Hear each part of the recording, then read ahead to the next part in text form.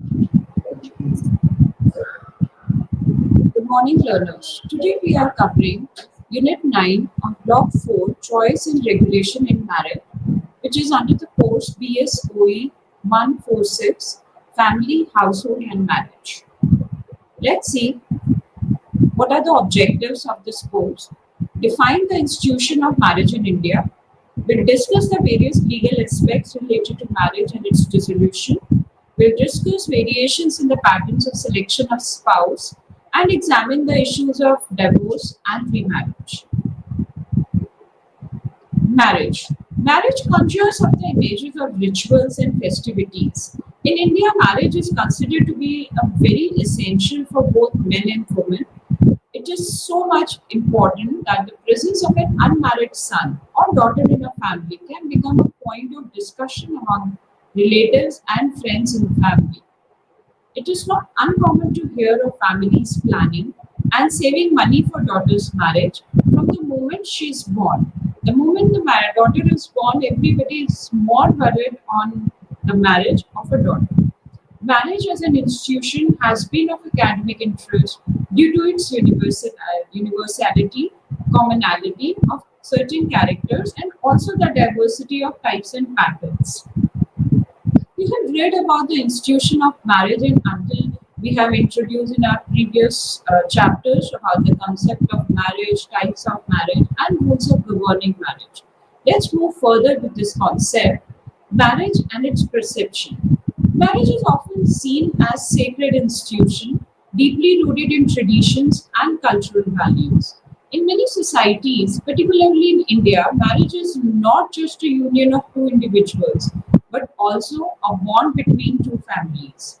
The societal pressure to get married is strong, especially for women. A marriage is often viewed as a necessary milestone in her life.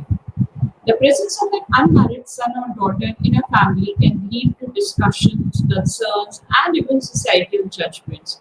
People often see unmarried women and men why they are not getting married, what is the timeline of getting married, how they proceed further with their values of the family. There should be there are a lot of suggestions which comes from the family and friends to the unmarried son or a daughter in a family. Financial planning is very important for marriage, as marriage itself is an event which is consists of lot of rituals, which everything needs money. So early savings is very important part when we talk about the Indian family who start saving for a daughter's wedding at the time when she born. For this, people do the fixed deposits or life insurances, or maybe they take, they start gathering about the items in the older times. Wedding expenses. Wedding expenses includes the cost of jewelry, clothes, venue of marriage, catering, rituals, and gift for both the families. If it is son, then of course the son and the gifts are given to the newlywed girl, as well as to the relatives of the son. Otherwise, for the daughter, in case of daughter, in case of girl, the cost includes a lot of because the expenses includes the venue because it is hosted by the girl side, and the gifts are given to the groom side. So it is very expensive event where the financial planning need to be do during for the marriage. Dowry system. Though legally banned, dowry still persists in some regions, adding to financial burdens to the girl's family or the bride's family. Wedding loans. With extravagant weddings becomes common these days. Some families take even loans and spend beyond their means. It may happen because of the societal pressures. It may be because of the traditions or the trends which are going on. Changing trends, modern couples are especially in urban areas are opting for simpler marriage or splitting expenses. It is seen the expenses are split between the girls' side and boys' side. The whatever be the the expenses, that is split on 50-50 or as per the mutually agreed by them. Marriage as a social institution. When we see marriage, it is an essential institution in all societies, ensuring social stability and continuity of lineage. It is studied academically due to universality. That is, almost every culture has some form of marriage. Common features are rituals, legal contracts, family expectations are common worldwide.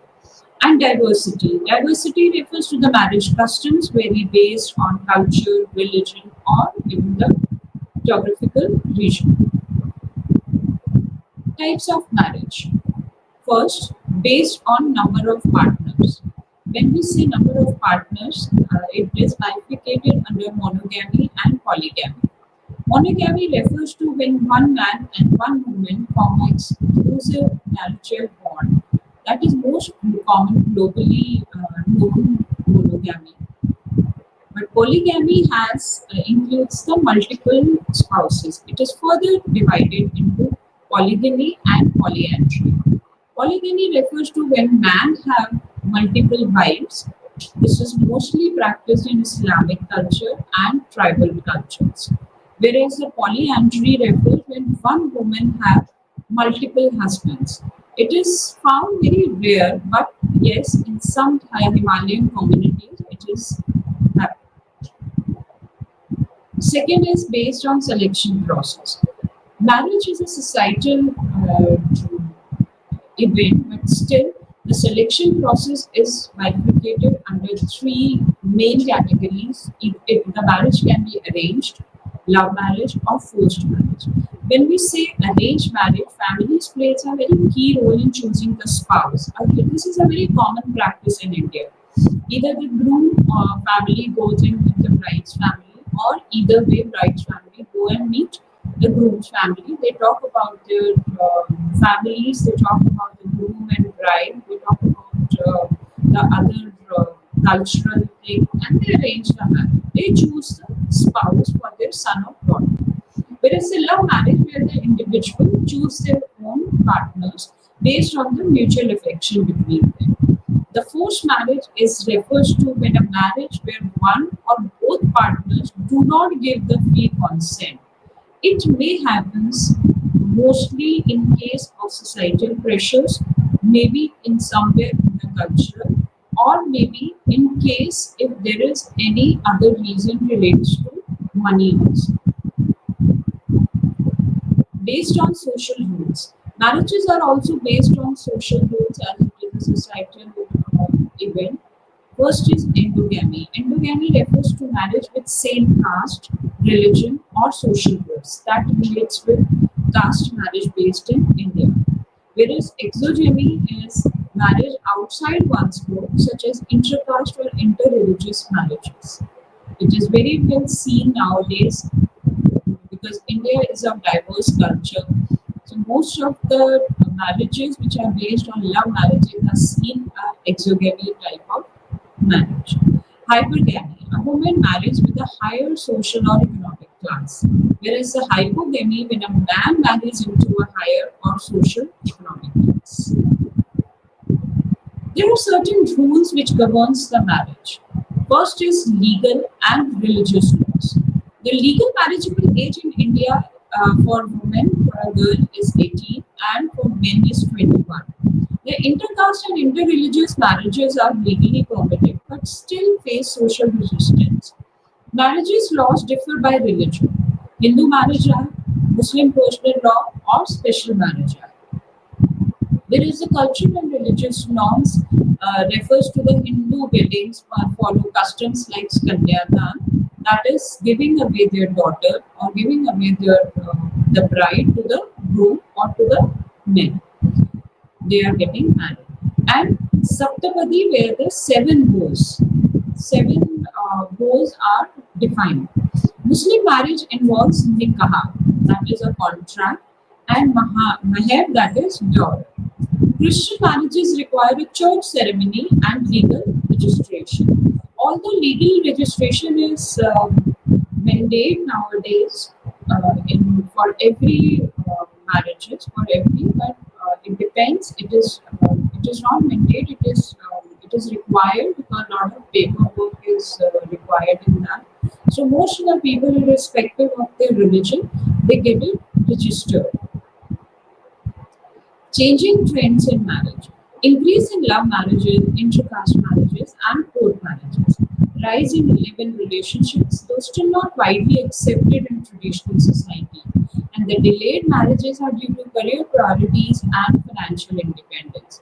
These are the current trends which are changing, which are changing on and on, and are seen among the young adults, which those who are very focused on career and they wanted to be financially stable, then only they wanted to get married. And intercaste marriages are increasing day by day. Live-in relationship trends is very much in where they live together without any bond, and then when they really think that they can live as a couple or as a married couple, they get into a marriage contract. Variability of marriage. Scholars have extensively studied and defined marriage across cultures. Marriage patterns vary significantly among societies due to cultural, economic, and religious influences.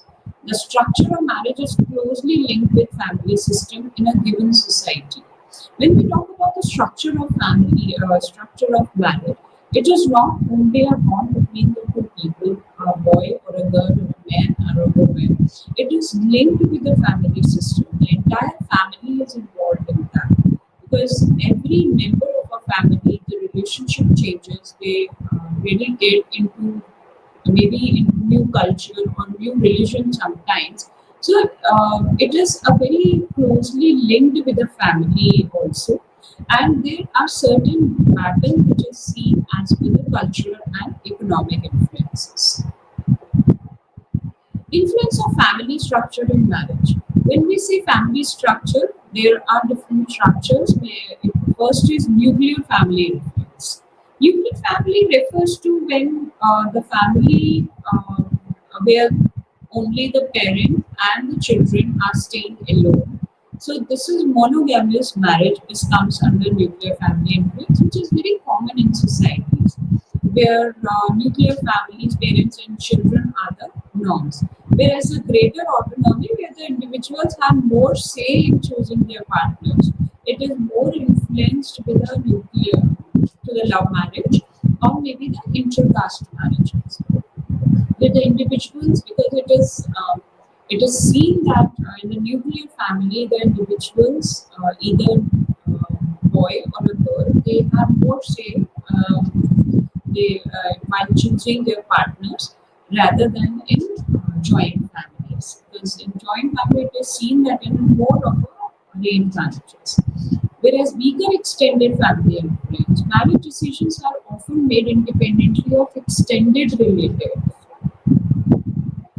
When we say joint family influence refers to the arranged marriages. It is most common seen in the joint family that the marriages are the decisions are taken by the head of the families, or maybe between the two. Maybe it's seen. It is the examples are very much known and seen within the joint family. The friends or the relatives come forward and they wanted to get the children married, and it is with the consideration of the eldest member of the family. There the eldest member of the family plays a role of matchmaking. Emphasis on collectivism. Marriages are seen as an alliance between families rather than just individuals. It is more of the alliance or the collab between the two families of the bride's family and the groom family. It is not only the individual bonding; it is more of a family bonding. Extended support system. In a joint family, the marriage family structure is more of support system where the couples receive financial and emotional support both. from the larger family unit, because there are a lot of members in the family and everybody plays a different role. Everybody have their own relationships. So most of the time, they come uncles or aunts. If the parents are not very open in the communication, they come forward for the emotional support. Or maybe the other member of this family, if there is any problem in the financials of during the marriage, they come forward for financial support as well. It is very much seen in the joint families. Third is extended family influence, where the traditional marriages takes place, customary rules and social norms influence partner selection. Endogamy preferred. Marriages within the same caste, religion, or social groups are encouraged. Some of the religions or the social groups emphasized on that they wanted their child to be get married within the close norms, within the same caste. Even the role of elders here plays a very important role, because their say in matchmaking or match finding is very important. Marriage customs and rituals, they have to go along with what they are saying, what are the rituals which are passing on from one generation to another. Then is matrilineal or patrilineal family. Matrilineal societies. These are the descent and the inheritance are traced through the mother's lineage. The husbands may live in their wife's family, which is matrilocal residence also. Women may have greater authority in marital decisions, where the husbands are staying in their own home, in their at their place, so the women always have a upper hand. Whereas the patrilineal societies, inheritance and descent are traced through the father's lineage. Women typically move into their husband's household after marriage. That also known as patrilocal residence. Marriages often serve to strengthen lineage and family property ties. We are talking about marriage, which is a very bonded form of social structure. We have seen about the different types of marriages, but when we talk about marriage, sometimes happens there are the concepts of remarriage and divorce also. So the concept goes along with the when we talk about the conceptual knowledge of the marriage structures of the marriage systems. The concept of family and marriage are intertwined. One of the terms with regard to family, you may have come across a dysfunctional family. As the term suggests, it refers to the family that is not able to perform the function it is supposed to. One of the reasons for this could be that family breaks up due to failed marriage. It can be divorce, or we can say breakup marriage, or we can say split marriage, or again the couples get remarried. Another term which is remarriage is remarriage. We do both aspects of the marriage in this section. Let's see what is divorce. When parents in the marriage decide to part away, it is referred to as divorce. But here, both of the partners should be agreed that they don't want to get along with them. There is a strong link between religion and divorce, as in many societies, marriage is sanctioned by religious rituals and sanctions.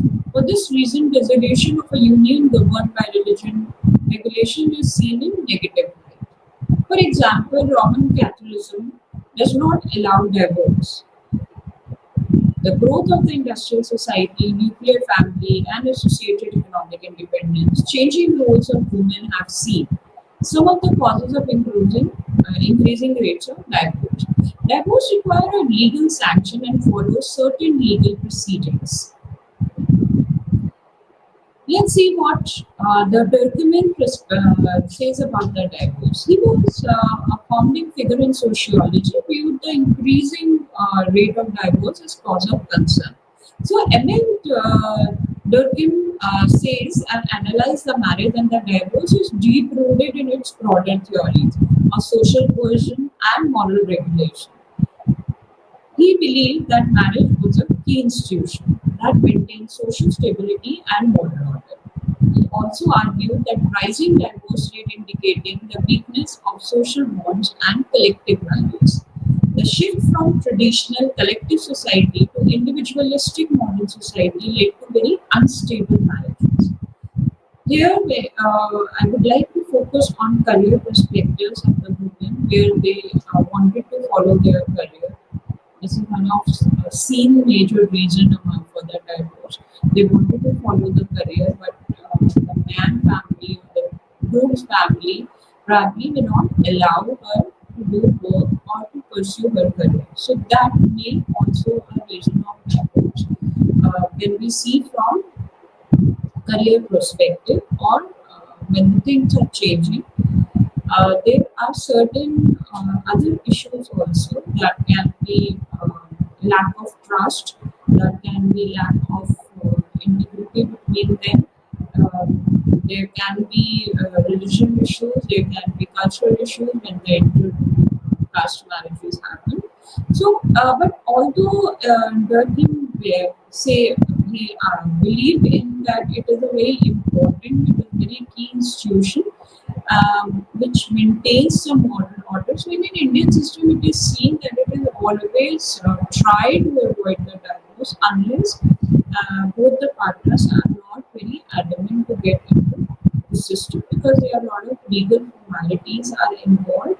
There are a lot of the burdens are involved in terms of emotional or financials. So the divorce rates are seen on certain aspects which are definitely weakening the societal bonds, but there are certain reasons and there are certain values from both of the sides. So there are different key reasons which are mentioned according to him. Is first is weakening of social integration. In traditional societies, marriages was embedded within strong kinship networks. And as industrialization and urbanization progress, individuals becomes more independent and reducing the social pressure to stay married. Declining moral regulations. We believe that societies need strong moral norms to regulate behavior. With modernization and individualism increase, weakening traditional moral restraints that once kept marriage intact. It is seen that it is based more on a moral behavior. Increased expectations from marriage. In earlier times, marriages were based on duty, economic survival, and family alliances. But now, in the modern society, with the changing scenarios, people are not only looking for emotional fulfillment or personal happiness, it is also leading to dissatisfaction and divorce when expectations are not met. So it is relates not only with the family alliances, individual emotional fulfillment and personal happiness is very much required. Before it was restricted to the family. Now it is everybody wants their own happiness, their own freedom, their own emotional well-being when they are in the family. Changing gender role.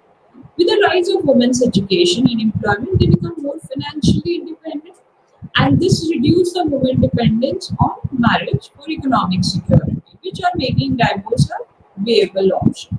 Before, in earlier times, it is seen marriage known to be as a economic survival, as a woman is dependent on a man for the financial issues or the for any economic reasons. Now the women themselves are career oriented, they are self dependent. So when they are self dependent, they are more financially stronger. So here the dependence is not that much in terms of economic security. So it happens. This is one of the reasons which makes the divorce, more viable. So there are issues, there are problems. So he propose some solutions out of that, which is first is strengthening social institutions like family and religion to reinforce moral values. Second is to encourage social integration to create a sense of collective belongingness. Collective belongingness refers to both the sides, both the parties. It is not one-sided. So it is very important to create that sense that, for example, if doing any particular ritual or following any cultural norms, so it is collective from both parties that they both has to take come forward and do all those tasks, balancing individual freedom with social responsibilities. So social responsibilities and individual responsibilities are two things which needs to be balanced to have a good family bond, good marriage relationships, because it is seen that everybody wants nowadays individual freedom. Then what about the family or the social responsibilities of an individual when they come together to form a family or they get married for the societal relationships? So they need to take care of all the responsibilities along with their individual freedom. Nowadays, even the parents are very open on that when they get their son or daughter married, that they they can go out for dinners or the parties of their own. But when it comes to the culture or the family rituals, they also want the same couple to follow all these responsibilities as well. So this is one of the examples. When we say divorce as in an Indian system, during 1940s to 48, several provinces and state passed laws permitted divorce for Hindus. The Special Marriage Act of 1954 introduced and clarified the grounds for divorce. It has been available to all Indians who have chosen to register their marriages under this act. So the Hindu Marriage Act in 1955 was amended several times since 1955. The next one was in 1976 and later in 2012. To incorporate a wide range of grounds for divorce available for both men and women under the purview of this act. Among the Muslims, marriage is a contract and divorce is allowed. However, before 1939, a Muslim wife had no right to seek divorce except on the grounds of false charges of adultery, insanity, or impotency of her husband. But the Dissolution of Muslim Marriages Act 1939 lays down several other grounds on the basis of which Muslim wife may get her divorce decree passed by the order of the court. Public attitude to divorce in India is still not very liberal, in spite of legal permissions for divorce. The possibilities and mechanism of dissolving a marital union having varied through time between and within communities. When we talk about the Indian system, irrespective of any religion or caste or culture, divorce is not seen as a very good sign. India is not that liberal. Marriages are always welcome, whereas a divorce is not always welcome unless there is any specific issue or any problem which is arising with a girl or boy either way. So there are different, but after the amendment, after the change in the attitude of the people, they want or they advocate the law, divorce laws, in case if there is any issue, specific issues which may relate to impotency, which may relate to the harassments, which may relate to the dowry, asking for more dowry, which may relate to any trust issues. So there are things where the divorce is people attitudes are changing, where the way of thinking is changing. Instead of being in a marriage where it is not mutually compatible, so let it be or let them be separated. so that they can live their own life as per their own law, so that the harassments or the trust or the impotency do not affect their individuals. So there are certain laws which are regarding marriage. The marriage is governed by certain rules and regulations. These rules may be traditional rules governed by societal norms and legal rules set by the state. One of the first rule of marriage was made regarding the age of marriage, where the girl or the woman is of 18 years and men is of 21 years. Before that, in the first legislation, when we talk about the age, it was in Sharda Act, which was also known as Child Marriage Restraint Act in 1929, which fixed marriage age was 18 of boy and 14 of girl.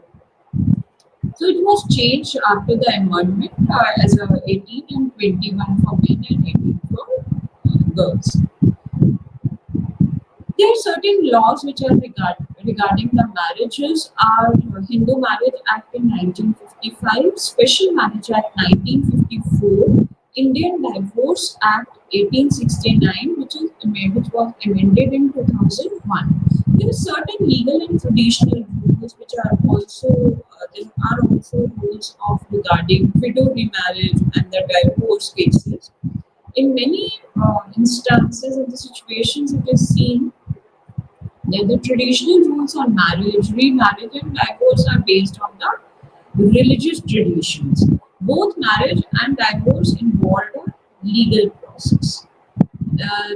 These acts are some of the examples of legislations which are related to marriage and divorce, specifically in India. Rules regarding marriage is incestual. One of the core norms regarding choosing a spouse is based on incest rules of almost all the society. The rule of incest decide who is outside the category of those one can marry. Incest refers to sexual union of near kin. This includes an immediate family, siblings, parents, grandparents, and so on. In many societies, parallel cousins are also included in this category. The other rules regarding marriage, there are certain prohibitive rules. Prohibitive rules are those which are put under restriction on men and women from entering into marital alliances with a certain category of people. Some of such rules are endogamy and exogamy. Endogamy is a social rule that requires a person to marry within a defined social group of which he is a member. Endogamy is a rule of marriage in which the life partner outside the group is prohibited. They are not allowed to go outside their the groups work. It is mostly seen in to avoid the cultural differences. Mostly seen in earlier days in the tribals or maybe the higher societal groups. Marriages is allowed only within the group, and the group may be caste, it may be class, tribe, race, village, religious groups, or any other related. The purpose of endogamy are, for example, to maintain the racial purity, geographical separation, religious differences, cultural differences, sense of superiority or inferiority, the policy of separation, the desire to keep wealth within the group. So the endogamy is very closed and very inclusive kind of social rule where the group is very concerned, the group is very important for every member. So further to form the lineage, they want their son or daughter to be within the group only or within the caste or within the religion. Whereas exogamy is a social rule that prohibits the person from marrying within a defined social group. In some religions or some caste, there is a rule which is opposite of endogamy. Endogamy says that they need to marry within the same group or same caste, religion, tribe, or geographical area, whereas the exogamy is a practice of marriage which is in which individual has to marry outside their group, and every community prohibits its members from having marital relationship within the group. So exogamy marriage assumes various forms in Hindu of India such as Gotra and Spinda. So Gotra are known to be as those who are from the same Gotra, they are known to be as their brothers and sisters. So this is just the opposite of endogamy and exogamy, which are prohibited, which are the rules of marriage, where there are restrictions for both men and women. So when we say Gotra, it is referred to the group of families which share a very common mythical natural ancestors and common blood relatives from the parental side. One marrying outside one's Gotra is called Gotra exogamy. Svinda means the person cannot intermarry of 7 generations on the father's side and 5 on the mother's side. In some areas of India, such as Uttar Pradesh or Bihar, a girl or boy from the same village is not permitted to marry because the village is considered to be as a one unit, one family, and marrying a person from the same unit or same family or same village means they are married within the family. So they have a practice of marrying outside their village because village is a unit which they prohibited to get married their sons and daughters within the same village. There are certain positive and negative rules of marriage. The positive rules pertain to unit of endogamy within which one can marry, which relates to caste or subcaste endogamy is an example of this rule. Rules do not permit people to marry outside their religion. While religious exogamy is ruled out, legal provisions have been made to sanction marriage of people belonging to different religions. It is for this reason that Special Marriage Act was enacted. There is a certain negative rules also pertain to unit of exogamy, within which one must not marry among the higher caste Hindus. This unit is one's Gotra, within which one is not allowed to marry. The reason for Gotra and exogamy is that those belonging to same Gotra are seen as brother and sister. Do you remember reading the newspapers when we see the reports about marriages between same person of the same group, between the person of the same group? It is seen mostly at the rural areas. The local caste panchayats have reportedly taken action against such couples and through the courts have upheld their marriages. In such cases are indicators of changes in the perception of people about the rules of marriage. Even the unit of endogamy is no longer universally accepted unit of positive rules of marriage. The Spinda rules also include marriage alliances between 3 maternal and 5 maternal generations. And some villages also follow the practice of village exogamy, whereby one can marry only and only outside the village, and breaking this rule may lead to violent consequences which are seen and reported in most of the cases, even in the inter-caste, even in the inter-religion marriages, it is seen the entire village, you know, uh, lead to they become violent or they beat them, they even kill them because they have not followed the rules and the regulations of the marriage. So it is very disheartening to see, but yes, these are some of the rules which are along with the marriages, and as of today, it need to change because when there should be balance between the marriage and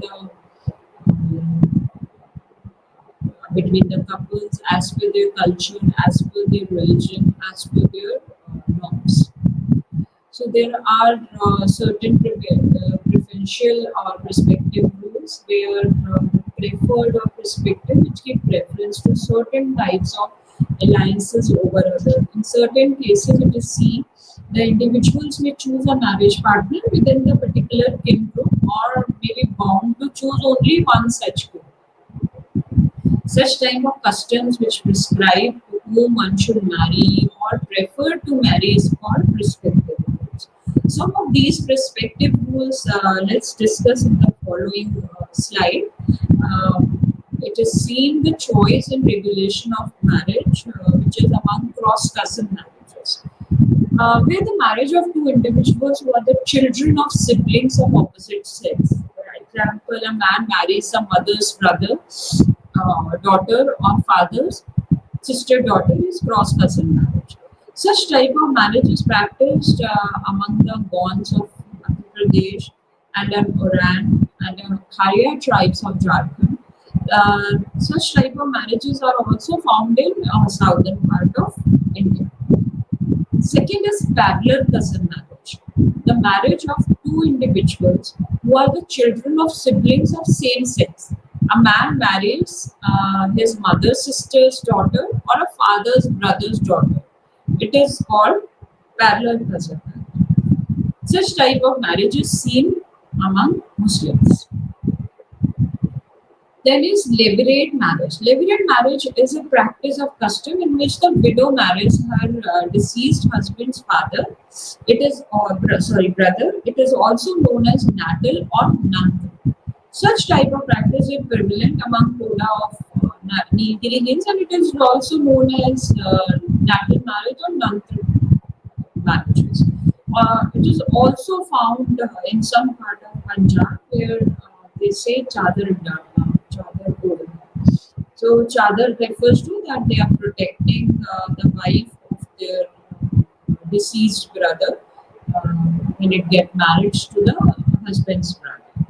So sororate refers to the practice of custom in which a widower marries his deceased wife's sister. This is on a opposite sex, but where the man marries the deceased wife's sister. It is also seen in irrespective of religion, where the husband or the man gets married to the deceased wife's sister. There are certain rules which are applicable to married adults. Besides the above issues, it need to be considered those rules which regulate the conduct of already married people. The negative rules are those of adultery that restrict sexual access to those already married. The positive side of rules in polygamous and the levirate or sororate or Islamic or short-term marriage, where already married persons have sexual access to specified married persons. Discussions on rules of marriage throw better light on basic structure and processes when we study them in context of rules being broken. For example, effectiveness of caste or subcaste endogamy can be judged only by looking at the number of intercaste marriages and their sooner or later acceptance by the kin group. These interfaces between caste and class gains relevance and the relative class status of the spouse is often a sufficient condition to render an intercaste marriage more acceptable in due course. It is seen in India there are certain forms of marriages which are which we discussed before also, but let's reiterate on monogamy, where the marriage of a man to a woman at a time, polygamy, where a marriage of a man or more than one spouse, which is further bifurcated in polygamy and polyandry, with the marriage of man to several women at a time, and polyandry, where the marriage of women to several men at a time is also prevalent in different parts of the country in India. So it is seen that monogamy is most common form of marriage where a man and woman, whereas a polygamy is seen in different parts. It is based mainly on the cultural and religion or geographical areas of the country. intercaste, interreligion, and same-sex marriages. When we talk about marriages, it can be intercaste and interreligion, which is very common and it is seen very often, in modern times. The legal terms of all such marriages are valid, and in social terms too, they are fast gaining full recognition. Now, even the families or the people are very well accepting the intercaste and the interreligion marriages because we are hearing intercaste marriages and interreligion marriages are happening. The people are moving to the different geographical areas. They work together, and the mutual affection they get into a bond which is known as marriage. So every now and then one hears of the severe reactions also in case of intercaste marriages through honor killing of both the girl or boy or one of them.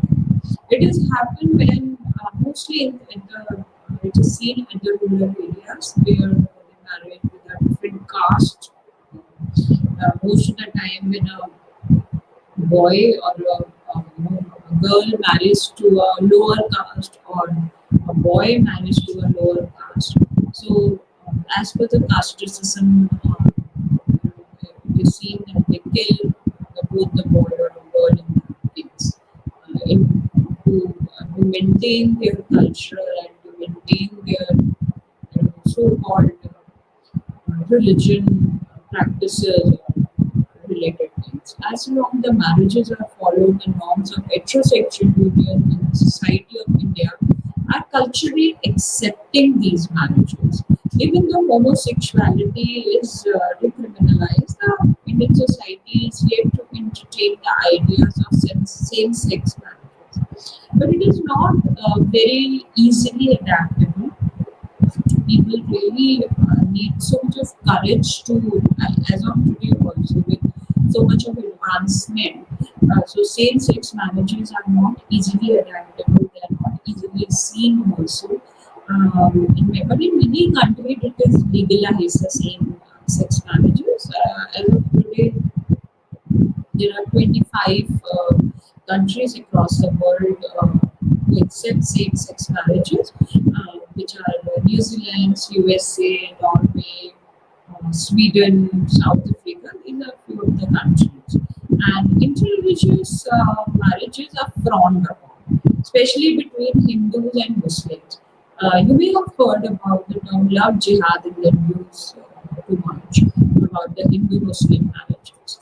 Even when we talk about along with that intercaste and interreligion, there are marriages which are happening these days on the inter-country also, where the person from one a boy or a girl from one country and they are passing the boundaries, they are passing the geographical boundaries, they are marrying the people from different citizens, and it is very common also these days. And it was common because it is seen that the Indians marry, go to the different country, when we talk from Indian context, and they go to the different country and they get married there. And that marriages are sustaining. They are very well maintained, and it is seen that they have children. The children, the kids are from that marriages are also very well adapted and very well balanced in their own norms and own cultures. So arranged marriages and marriages by self-choice. It is general perception among all of us that most marriages in India are fixed and arranged by parents or elders on behalf of their children, or maybe with the consent of boy or girl who are involved in marriage. We get this pattern of selecting a spouse is arranged marriage. In contrast of marriage by self-choice, this pattern of spouse selection is deemed to be an arranged process. In popular usage, a marriage by self-choice is also known as love marriage. You may also find in some cases both patterns of spousal election. There seems to be some arbitrariness about the usage of two terms. Shah in 2005 has made a prospective observation about arranged marriages. We presume that there are no choice in arranged marriages in traditional India. Parents choose partners and ask their children to get married with that girl or a boy. In a regime of child marriage, a child did not have a choice. This does not happen. However, mean that the child's parents and other adults did not have alternative to choose from. Conversely, it is also called love marriages among adults in certain section of society. Today, choice is restricted by a number of social factors. So, in light of raised age at marriage prescribed by law and easy access to information technology for finding a spouse, it is relatively easy for the concerned boy or girl to find a spouse by self-choice. The traditionally placed restrictions on free interaction between boy and a girl in India are now almost impossible to enforce, and this is yet another factor which has given impetus to marriage by self-choice. The measure of participation in choosing one's life partner shows variations between different groups. For example, among the Muslims, by and large, the parents, elders, or probably, which is guardian among the marriage, as per the Gazette of India, 1965. But owing the forces of modernization, along with the spread of education in minority communities, self-choice is selecting one spouse, which is equally prevalent to their cases too. So it is very important to understand the concept of arranged marriage and marriage by self-choice. But now we are seeing in a modern context a blended form of arranged marriage and marriages by choice. So whereas the Blumberg and Dwarke also following as per the academic text and following patterns of spouse selection in India is by marriages by parents or elders' choice without consulting either boy or girl, marriage by self-choice without consulting parents or elders. Here it is directly to the groom or a bride or a boy or a girl who are, want to get married without the consent of their parents. Marriage is by self-choice but with parents' consent. This is the most commonly seen.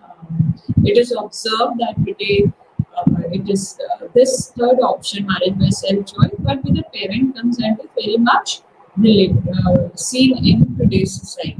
Marriage by parent choice with the consent of both the boy and girl involved in the marriage.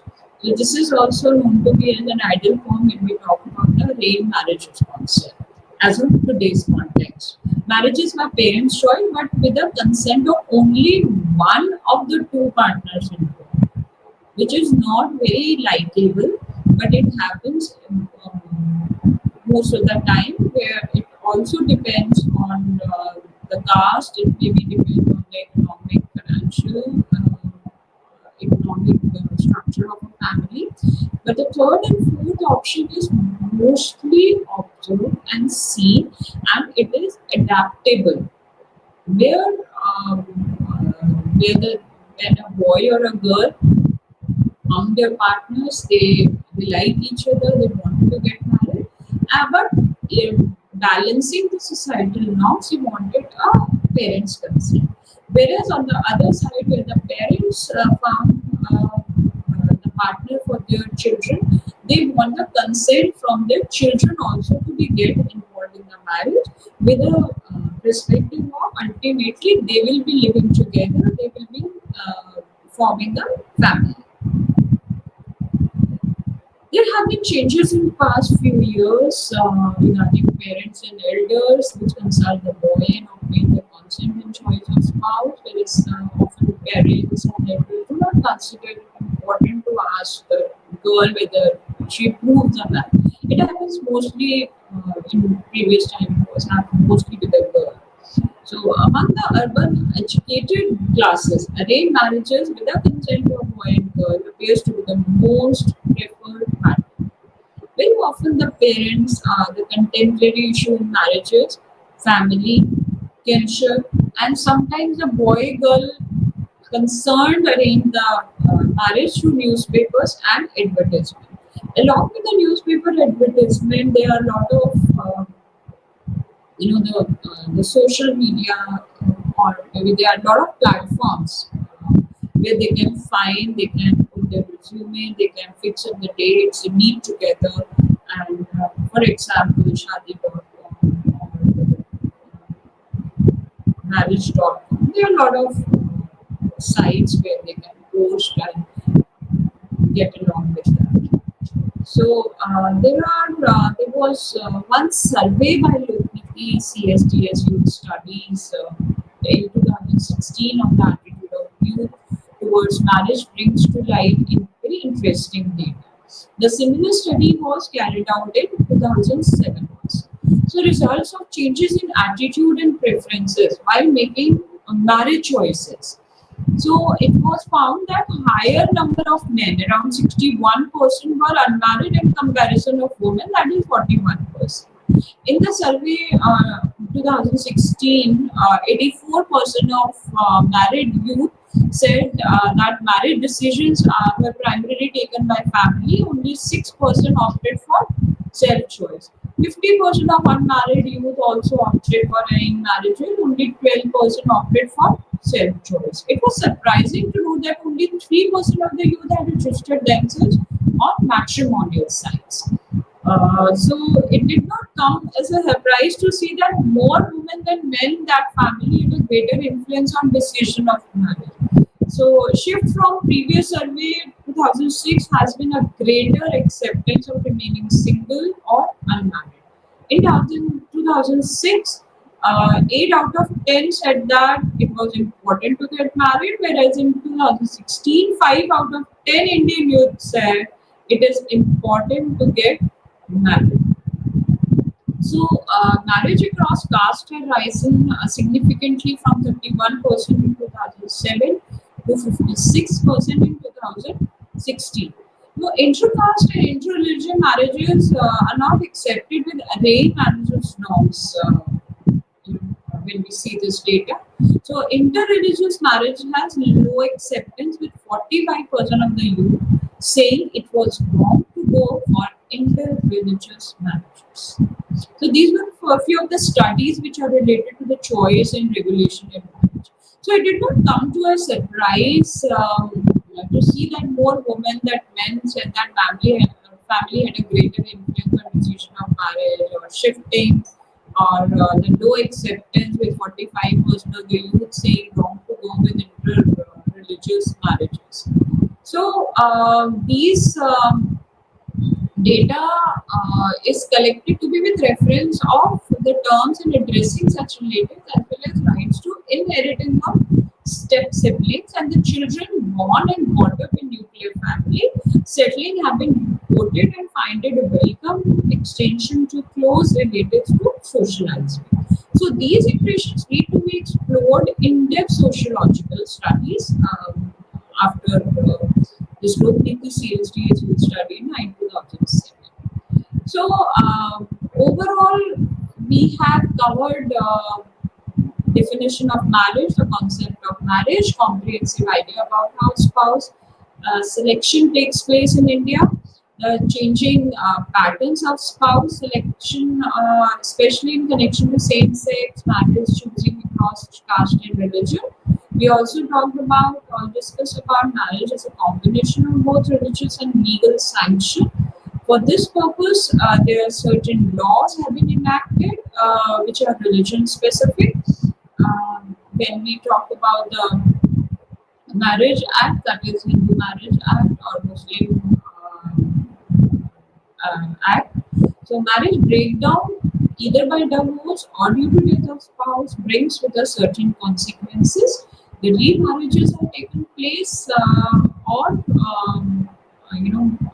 in case of death of a spouse or maybe after the divorce. So this is all about the marriage. remarriage, divorce, choice, intercaste, rules on regarding the marriage, positive and negative influences of marriage, then the divorce in Indian system, and especially the women's perspective on divorce. And we also discuss on certain rules and types of marriages also as a base of conceptual knowledge of marriage, and mainly being as marriage as a social institution, when we say it is definitely a social stability and continuity of lineage is important, but equally it need to be with a mutual respect, mutual agreement, and with a personal happiness, with the overall happiness, and the balancing is very much required for a successful marriage. And that's all for today. Thank you so much. Namaste.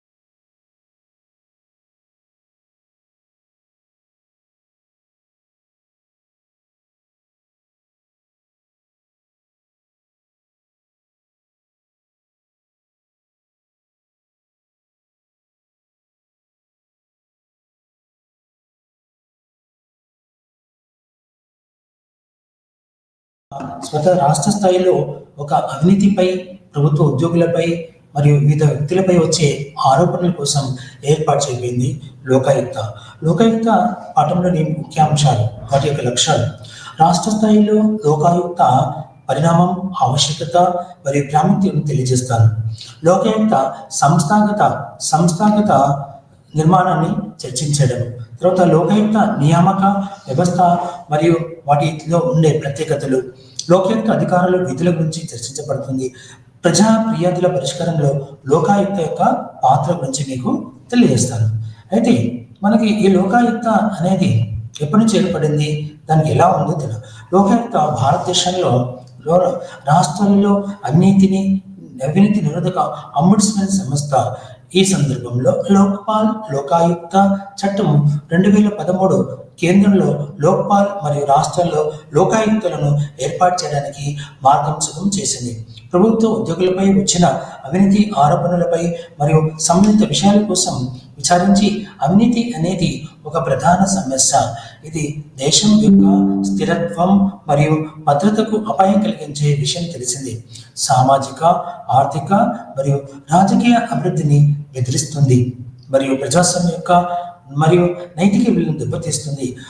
అసమర్థమైన పరిపాలన యంత్రాంగం, పురాతన పాలనా పద్ధతుల ద్వారా అసమర్థమైన నిర్వహణ, ప్రభుత్వ సంస్థల పారదర్శకత, ప్రతిస్పందన మరియు జవాబుదారీతనం లేకపోవడం, మరియు అసమర్థమైన పబ్లిక్ సర్వీస్ అంటే ప్రజలకు ఏదైతే సేవ చేయాలో వాటిలో అసమర్థులుగా ఉంటారు.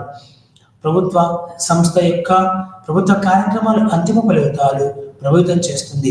పరిపాలనలో అవినీతి పద్ధతులు పరంగా ఇది హానికరమైన ప్రభావాన్ని కలిగి ఉంటుంది మరియు ఇటువంటి వ్యవస్థ యొక్క సహజ ఫలితం అవుతుంది. ఇక్కడ నిష్పక్షపాత మరియు చట్ట నియమాలు, ఆత్మాశ్రయత బొటనవేలు యొక్క నియమంతో భర్తీ చేయబడతాయి. ప్రతిష్టాత్మక ప్రాజెక్టులు మరియు విధానాలను అమలు చేయడంలో ఆలస్యమైన పురోగతి అవినీతికి దృగ్విషయం ప్రధాన కారణంలో ఒకటిగా చెప్పబడింది. ఏదైతే ప్రభుత్వ పథకాలు ఉన్నాయో అవన్నీ పథకాలను చేస్తున్నప్పుడు వాటికి వాళ్ళు అవినీతిని చేరుకుంటుంది. ఒక రోడ్డు నిర్మాణం కావచ్చు, ఒక బ్యారేజ్ కావచ్చు, ఒక వివిధ రకాల ప్రభుత్వ నిర్మాణాల్లో వాటి యొక్క అవినీతి ఉంటుంది. కాబట్టి వాటిని అంతమొందించడానికి ఈ యొక్క ప్రభుత్వానికి ప్రభుత్వ జవాబుదారీతనంగాను, ప్రభుత్వ ఖజానాకి రావాల్సిన ఆదాయం కోల్పోతుంది. ప్రజల్లో అవినీతి పరైన అధికారులు ఉంటాయి. అంటే ప్రభుత్వ విధానాలతో అవినీతికి ఉనికి సర్వవ్యాప్తి చెందినది. అందువల్ల భారతదేశ మొదటి పరిపాలనా సంస్కరణ సంఘం ఆల్ ఇండియా రిఫార్మేషన్ కమిషన్ ఏదైతే ఉందో పరిపాలనా సంస్కరణల సంఘం పౌరుల ఫిర్యాదుల పరిష్కారం కోసం లోక్పాల్ మరియు లోకాయుక్తలను, లోక్పాల్ అనేది కేంద్రంలోను, లోకాయుక్తను రాష్ట్రంలో ఏర్పాటు చేయాలని మొదటి పరిపాలనా సంస్కరణల సంఘం సిఫార్సు చేసింది. లోక్పాల్ మరియు లోకాయుక్త 2013 చట్టంలోని ఇది ఎలా ఉందో చెప్తున్నాను. రాష్ట్రంలో నిర్దిష్ట వ్యవధిలో శాసనసభ ద్వారా చట్టాన్ని అమలు చేయడం ద్వారా లోకాయుక్త సంస్థను ఏర్పాటు చేయడానికి ఆదేశాన్ని కలిగి ఉంది. ఈ విషయంలో లోకాయుక్త యొక్క రూపురేఖలను వారి స్వంత రాష్ట్రాల్లో నిర్ణయించుకోవడానికి ఈ చట్టం రాష్ట్రాలకు అవకాశం మరియు స్వేచ్ఛను కలిగింది. కేంద్ర ప్రభుత్వం రాష్ట్రాల్లో లోకాయుక్తను ఏర్పాటు చేసుకోవాల్సిన స్వేచ్ఛను మరియు అవకాశాన్ని కల్పించింది. చట్టం అమలులోకి రాకముందే భారతదేశంలోని చాలా రాష్ట్రాల్లో లోకాయుక్త సంస్థలను ఏర్పాటు చేశాయి. ఈ రాష్ట్రాల్లో లోకాయుక్త ఆవశ్యకత మరియు ప్రాముఖ్యతను మేము దృష్టి పెడుతున్నాము. లోకాయుక్త నిర్మాణం ఒక రాష్ట్రం నుండి ఇతర రాష్ట్రాలకు మారుతూ ఉంటుంది అని గమనించడం జరిగింది. ఈ విధంగా రాష్ట్రాలలో లోకాయుక్తుల స్థితి దృష్టిలో ఉంచుకొని లోకాయుక్త నియామక వ్యవస్థ, పదవీ కాలం, అధికార పరిధి, సంస్థాగత నిర్మాణం మరియు వారి పనిని విశ్లేషిస్తుంది.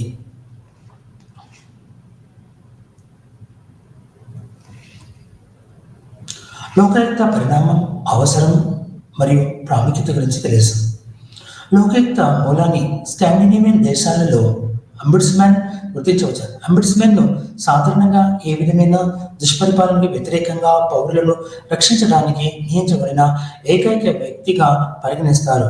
1890లో అంబుడ్స్మన్ వ్యవస్థను సంస్థను కలిగిన మొదటి దేశం స్వీడన్. స్కాండినేవియన్ కింద స్వీడన్, డెన్మార్క్, నెదర్లాండ్స్, నార్వే ఇవన్నీ కూడా స్కాండినేవియన్ కంట్రీస్ అంటారు. మొట్టమొదటిసారిగా 1809లో అంబుడ్స్మన్ సంస్థను స్వీడన్ దేశంలో ఏర్పాటు చేశారు. పరిపాలనా వ్యవస్థను అవినీతి మరియు అక్రమాలకు తావు లేకుండా చేయడానికి భారత ప్రభుత్వం చేపట్టిన చర్యల ఫలితంగా ప్రభుత్వం 2 అవినీతి నిరోధక వాచ్ డాగ్లను రూపొందించింది. అంటే లోకపాల్ మరియు లోకయుక్త వాచ్ డాగ్ అనేది ఏర్పాటు చేశారు. అందులో కేంద్రం భారతదేశం మొత్తానికి లోక్పాల్, రాష్ట్రాల్లో అయితే లోకాయుక్త, ఈ రెండు కూడా వాచ్ డాగ్లుగా ఏర్పాటు చేయడం జరిగింది.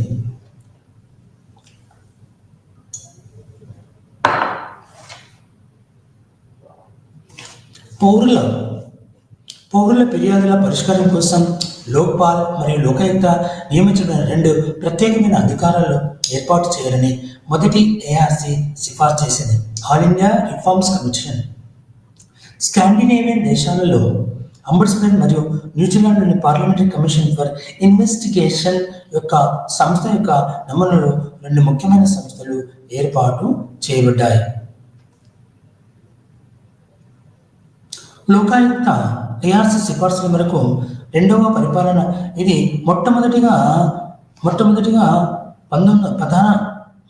హైకోర్టు ప్రధాన న్యాయమూర్తి, మాజీ సుప్రీంకోర్టు న్యాయమూర్తి 1972లో లోకాయుక్తను సృష్టించబడింది.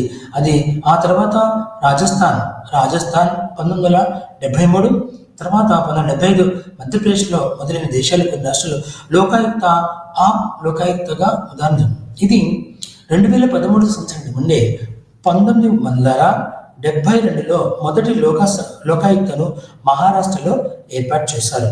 ఆ తర్వాత రాజస్థాన్లో 1973, ఉత్తరప్రదేశ్లో 1975 చేశారు. అయితే ఆంధ్రప్రదేశ్లో కూడా 1983లో మొదటి లోకాయుక్త.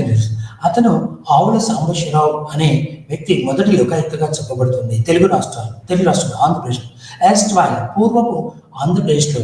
అయితే అప్పుడు ఆ లోకాయుక్తకు ఆవుల సాంబశివరావు అని రిటైర్డ్ హైకోర్టు జడ్జిని ఆ యొక్క చైర్మన్గా ఇచ్చారు. రెండవ అడ్మినిస్ట్రేటివ్ రిఫార్మ్స్ కమిషన్ తన నివేదికలో ఎథిక్స్ ఇన్ గవర్నెన్స్ పేరుతో లోకాయుక్త ఒక బహుళ సభ్య సంస్థగా ఉండాలని సిఫార్సు. అంటే రెండవ పరిపాలన సంస్కరణ సంఘం కూడా లోకాయుక్త ఉండాలని సిఫార్సు చేసింది. దాంట్లో ఎథిక్స్ ఇన్ గవర్నెన్స్ అంటే పరిపాలనలో నీతి విలువలు ఉండాలని సిఫార్సు చేసింది. అయితే ఇందులో జ్యుడిషియల్ సభ్యుడు చైర్మన్గా, ప్రముఖ న్యాయ నిపుణుడు లేదా ప్రముఖ అడ్మినిస్ట్రేటివ్ సభ్యుడు మరియు సభ్యునిగా రాష్ట్ర విజిలెన్స్ కమిషన్ సభ్యునిగా ఉన్నతాధికారిగా ఉంటారు. లోకాయుక్త చైర్పర్సన్ ముఖ్యమంత్రి, హైకోర్టు ప్రధాన న్యాయమూర్తి మరియు రాష్ట్ర శాసనసభలో ప్రతిపక్ష నేతతో కూడిన కమిటీ ద్వారా రిటైర్డ్ సుప్రీంకోర్టు న్యాయమూర్తులు లేదా హైకోర్టు రిటైర్డ్ ప్రధాన న్యాయమూర్తిగా ప్యానెల్ ఎంపిక చేయబడతారు. అయితే ప్రస్తుతం తెలంగాణ ఏర్పడిన తర్వాత తెలంగాణకు కూడా ఒక లోకాయుక్త ఉంది. ప్రస్తుతం సి వెంకటరాములు అనే వ్యక్తి లోకాయుక్తకు చైర్మన్గా పనిచేస్తారు. అతను హైకోర్టు న్యాయమూర్తిగా రిటైర్ పొందిన వ్యక్తి. తెలంగాణ ఏర్పడిన తర్వాత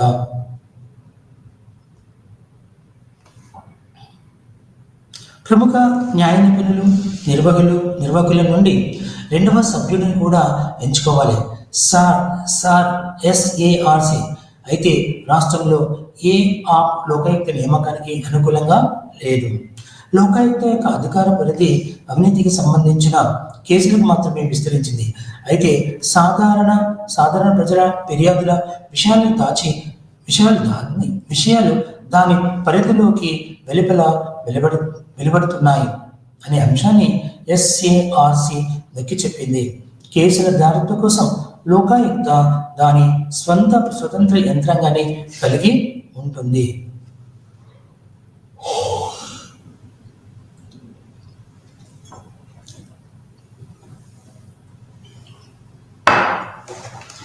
గవర్నర్ రాజ్యాంగబద్ధంగా సరైనదే అయినప్పటికీ రాష్ట్ర ప్రభుత్వం యొక్క క్రియాశీల సహకారాన్ని అభ్యర్థించడం మరియు స్వీకరించడం, ముఖ్యంగా సూచించిన కేసులపై నిర్ణయం తీసుకోవడానికి అవసరమైన సమాచారం మరియు రికార్డులను రూపొందించడంలో లోకాయుక్త ముందు సమస్య తలెత్తింది.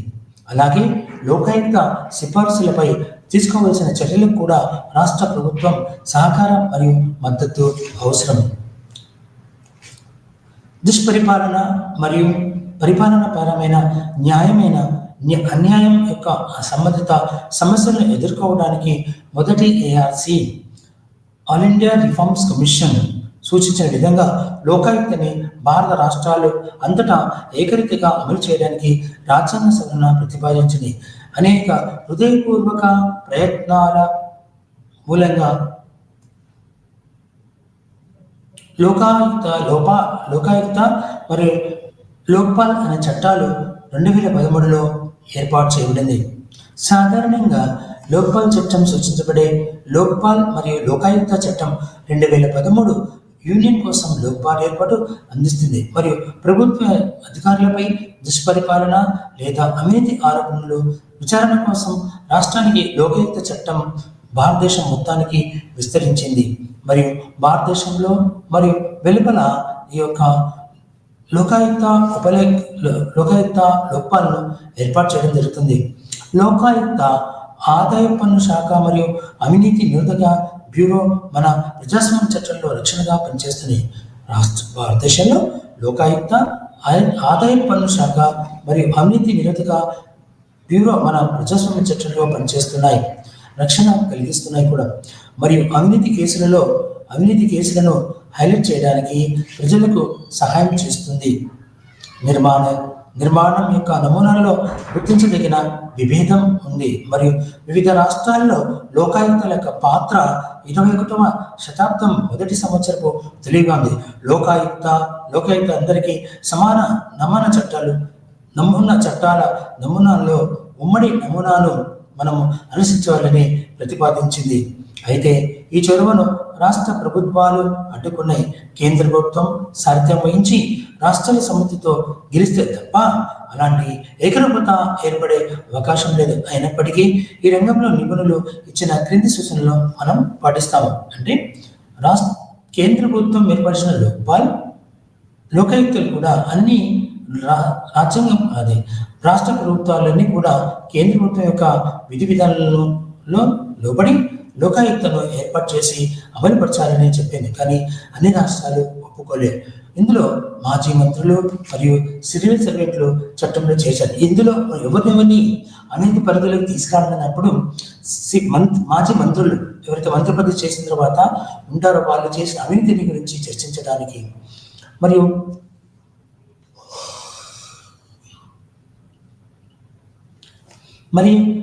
మాజీ మంత్రులు మరియు సివిల్ సర్వెంట్లు అంటే ఐఏఎస్, ఐపీఎస్, ఐఎఫ్ఎస్ వాళ్ళని కూడా ఈ చట్టం పరిధిలోకి చేర్చారు. ముఖ్యమంత్రి నిరంతరం లోకాయుక్త పరిధిలోకి కూడా రావాలి.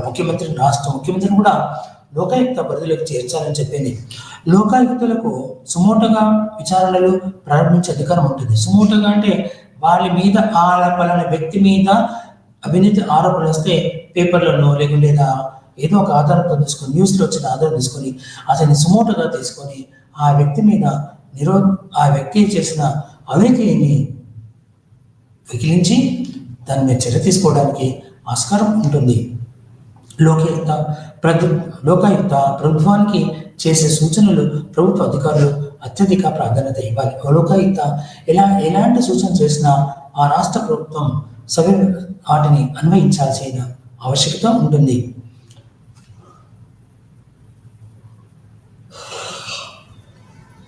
లోకాయుక్త ప్రభుత్వానికి చేసిన సూచనలకు ప్రభుత్వ అధికారులు అత్యధిక ప్రాధాన్యత ఇవ్వాలి. కావలసిన సమాచారాన్ని అందించడంలో ఉద్దేశపూర్వకంగా జాప్యం చేసే వారిని చట్ట ప్రకారం శిక్షించాలి. లోకాయుక్త ఒక కమిటీని ఏర్పాటు చేసి సిఫార్సులను సక్రమంగా అమలు చేయడానికి పర్యవేక్షించాలి. అయితే లోక్పాల్ మరియు లోకాయుక్త చట్టం 2013, 2016లో కొన్ని ఎనేబుల్ నిబంధనలు చేర్చడానికి సవరించబడింది. ప్రతిపక్ష పార్టీ నాయకుడు లేని పక్షంలో లోక్ లోక్లోని ప్రతిపక్ష ఏకైక అతిపెద్ద పార్టీ నాయకుడు లేని ఒక నిబంధన పేర్కొంది. కొన్ని రాష్ట్రాల్లో ప్రతిపక్ష నేత ఉండరు, అంటే పూర్తి మెజారిటీ ఒకటే పార్టీకి వస్తుంది కాబట్టి అప్పుడు కాస్త సందిగ్ధంగానే ఉంటుంది. లోక్పాల్ లోకాయుక్తలను ఎంపిక చేయడానికి ఏర్పాటు చేయబడిన ఎంపిక కమిటీల్లో శాసనసభ మరియు సభ్యులుగా ఉంటారు. మరియు పారదర్శకతను నిర్మించడానికి ప్రభుత్వ ఉద్యోగులు తమ ఆస్తులు మరియు అప్పులను ప్రకటించడంపై కంపల్సరీగా వాళ్ళు ప్రకటించాలి. వాళ్ళ యొక్క ఆస్తులు ఎంత, వాళ్ళ ఆదాయం ఎంత, అవన్నీ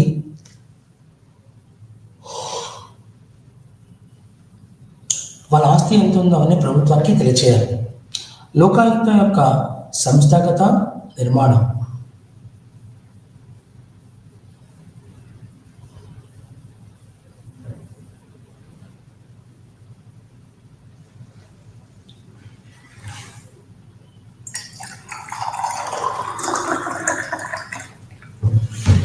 లోకాయుక్త యొక్క సంస్థాగత నిర్మాణం.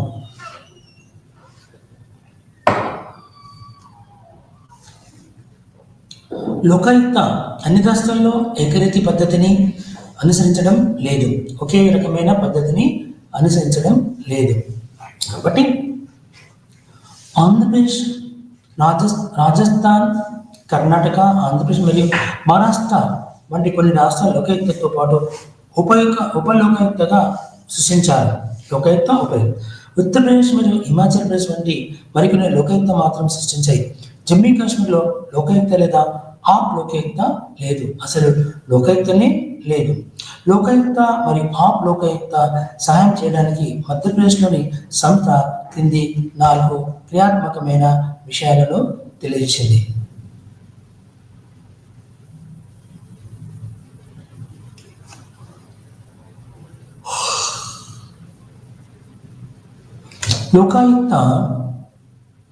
లోకాయుక్త అనేది నేరాల దర్యాప్తు కోసం ఏర్పాటు చేయబడింది. ప్రతి ప్రభుత్వం పరిపాలనను ప్రభావితం చేస్తుంది మరియు కేంద్ర చట్టం అయిన అవినీతి నిరోధక చట్టం మరియు నిబంధనల పరిధిలోకి వస్తుంది. డైరెక్టర్ జనరల్ లేదా అదనపు డైరెక్టర్ జనరల్ ఆఫ్ పోలీస్ మధ్యప్రదేశ్లోని హోదాలో ఉన్న డైరెక్టర్ జనరల్ దీనికి నాయకత్వం వహిస్తారు. అతనికి inspector general of police, deputy inspector general of police, superintendent of police, deputy superintendent of police, ఇన్స్పెక్టర్లకు మరియు ఇతర ర్యాంకుల పురుషులు సాయం చేస్తుంది. మధ్యప్రదేశ్లో ఎస్పీ దాని పర్యవేక్షణ లోకాయుక్తకే ఉంటుంది.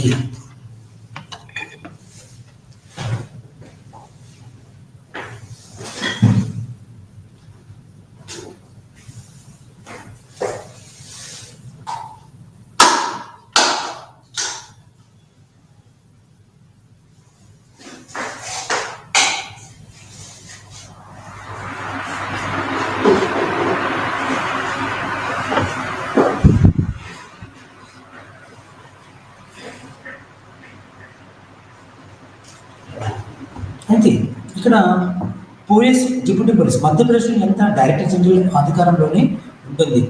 టెక్నికల్ సాంకేతిక స్వభావం యొక్క నిపుణులతో వ్యవహరిస్తుంది. దీనికి చీఫ్ ఇంజనీర్ నేతృత్వం వహిస్తారు.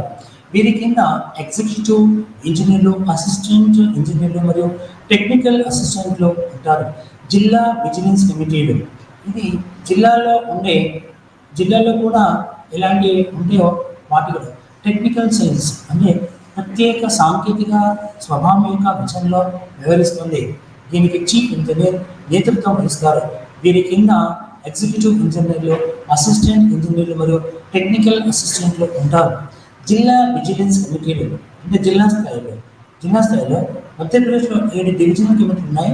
ఇవి లోకాయుక్త లేదా ఆప్ లోకాయుక్త ద్వారా సూచించబడిన ఫిర్యాదులను విచారిస్తాయి మరియు సంబంధిత అధికారికి నివేదికలు సమర్పిస్తాయి.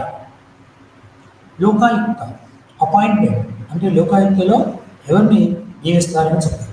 లోకాయుక్త మరియు ఆఫ్ లోకాయుక్త అనేవి ప్రభుత్వ ఉద్యోగుల చర్యలు మరియు నిర్ణయాలను పరిశోధించడానికి రూపొందించబడిన రెండు స్వతంత్ర మరియు నిష్పక్షపాత కార్యకర్తలు. ఈ కార్యకర్తలు సుప్రీంకోర్టు మరియు హైకోర్టు న్యాయమూర్తులతో సమానంగా ఉంటారు మరియు లెజిస్లేచర్ మరియు ఎగ్జిక్యూటివ్ నుండి స్వతంత్రంగా ఉంటుంది.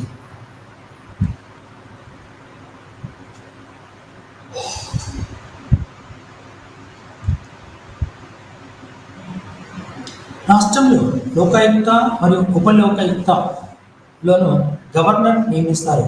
నియామకం సమయంలో గవర్నర్ సాధారణంగా రాష్ట్ర హైకోర్టు ప్రధాన న్యాయమూర్తి మరియు రాష్ట్ర సభలో ప్రతిపక్ష నాయకుడిని సంప్రదిస్తారు. ఒకవేళ రాష్ట్రంలో కనుక లోకాయుక్త మరియు ఉపలోకాయుక్తలను నియమించుతుందంటే అప్పుడు రాష్ట్ర గవర్నరు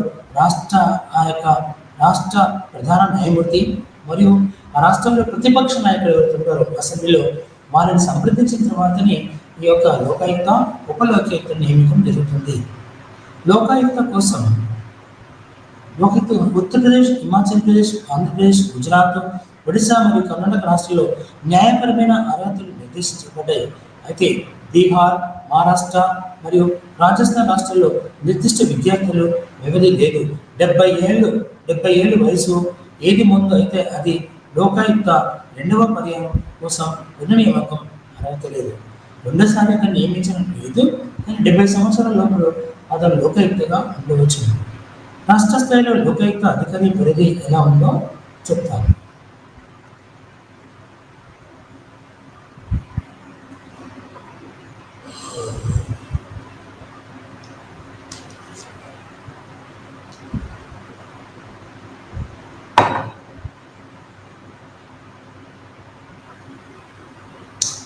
రాష్ట్ర స్థాయిలో లోకాయుక్త అధికార ప్రదేశంలో ఏకరూపలేదు. టీషేలో ముఖ్యమంత్రి తన యొక్క హిమాచల్ ప్రదేశ్, ఆంధ్రప్రదేశ్, మధ్యప్రదేశ్ మరియు గుజరాత్ లోకాయుక్త అధికార పరిధిలో చేర్చబడ్డారు. అయితే మహారాష్ట్ర, ఉత్తరప్రదేశ్ రాష్ట్రాల్లో మరియు బీహార్ రాష్ట్రాల్లో లోకాయుక్త పరిధి నుండి ఆయన అమలు మినహాయించబడ్డారు. అంటే మెజారిటీ రాష్ట్రాల్లో మంత్రులు మరియు ఉన్నత సివిల్ సర్వెంట్లు లోకాయుక్త పరిధిలోకి వస్తారు. మెజారిటీ రాష్ట్రాల్లో మంత్రులు మరియు ఉన్నత సివిల్ సర్వెంట్లు లోకాయుక్త పరిధిలోకి వస్తారు. అయితే మహారాష్ట్ర మాజీ మంత్రులు మరియు సివిల్ సర్వెంట్లు కూడా చేర్చుకుంది. ఆంధ్రప్రదేశ్, హిమాచల్ ప్రదేశ్, గుజరాత్ మరియు ఉత్తరప్రదేశ్లలో లోకాయుక్త పరిధిలో రాష్ట్ర శాసనసభల సభ్యులు చేర్చబడ్డారు. కార్పొరేషన్లు, కంపెనీలు మరియు సొసైటీల అధికారులు లోకాయుక్త అధికార పరిధిలో చాలా రాష్ట్రాల్లో చేర్చబడ్డాయి. ఉదాహరణకు హిమాచల్ ప్రదేశ్ ఒక రాష్ట్రంలోని లోకాయుక్త సాధారణంగా రాష్ట్ర శాసనసభకు బాధ్యత వహిస్తుంది. దీని వార్షిక నివేదిక శాసనసభలో సమర్పించబడుతుంది మరియు సాంప్రదాయబద్ధంగా దాని సిఫార్సులను సభ ఆమోదించింది. మీ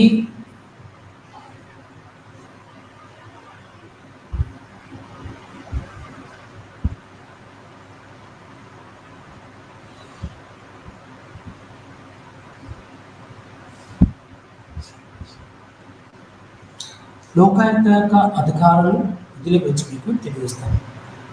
అయితే ఇది లోకాయుక్త సంస్థ అవినీతి నిరోధక సంస్థగా పరిగణించబడుతుంది. ఇది అవినీతిలో బంధుప్రీతి, తర్వాత కుల, మత, వర్ణ ఇంకా భేదాలు లేకుండా తన యొక్క అధికారాన్ని నిర్వహిస్తుంది. పర్యవేక్షణ అధికారాలు అంటే ప్రాథమిక విచారణ లేదా దారిత్వ కోసం సూచించబడిన విషయాలపై పర్యవేక్షణ మరియు దిశానిర్దేశన చేస్తుంది. శోధన మరియు నిర్బంధించడం యొక్క శక్తి. శోధన అంటే వాటి ఒక పర్యవేక్షణ ఎలా ఉంటుందో శోధిస్తుంది, ఇన్వెస్టిగేషన్ చేస్తుంది. అది ఎందుకు, ఏమిటి, ఎలా అనే విధానాన్ని సూచించి ఈ లోకాయుక్త పనిచేస్తుంది. కొన్ని సందర్భాల్లో సివిల్ కోర్టు యొక్క అధికారం కొన్ని సందర్భంలో సివిల్ కోర్టు యొక్క అధికారాన్ని కూడా తనే నిర్వహించి ఆ సమస్యల పరిష్కారానికి ప్రయత్నం చేస్తుంది. రాష్ట్ర ప్రభుత్వ అధికారుల సేవలను రాష్ట్ర ప్రభుత్వ అధికారుల సేవలు వినియోగించుకునే అధికారం, ఆస్తుల తాత్కాలిక అటాచ్మెంట్ యొక్క అధికారం, ఆస్తుల జోడింపు నిర్ధారణకు ఆస్తుల జోడింపు నిర్ధారణకు సంబంధించి అధికారాలు. ప్రత్యేక దృష్టిలో అవినీతి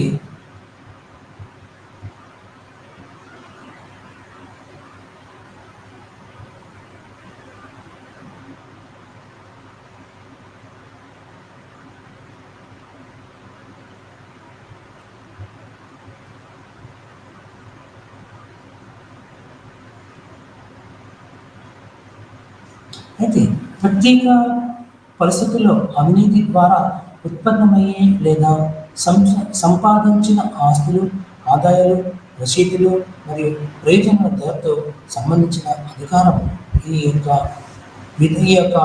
విషయాలు చాలా ఉన్నతమైనవి మరియు ప్రత్యేకమైన విషయాలుగా చెప్పబడుతుంది.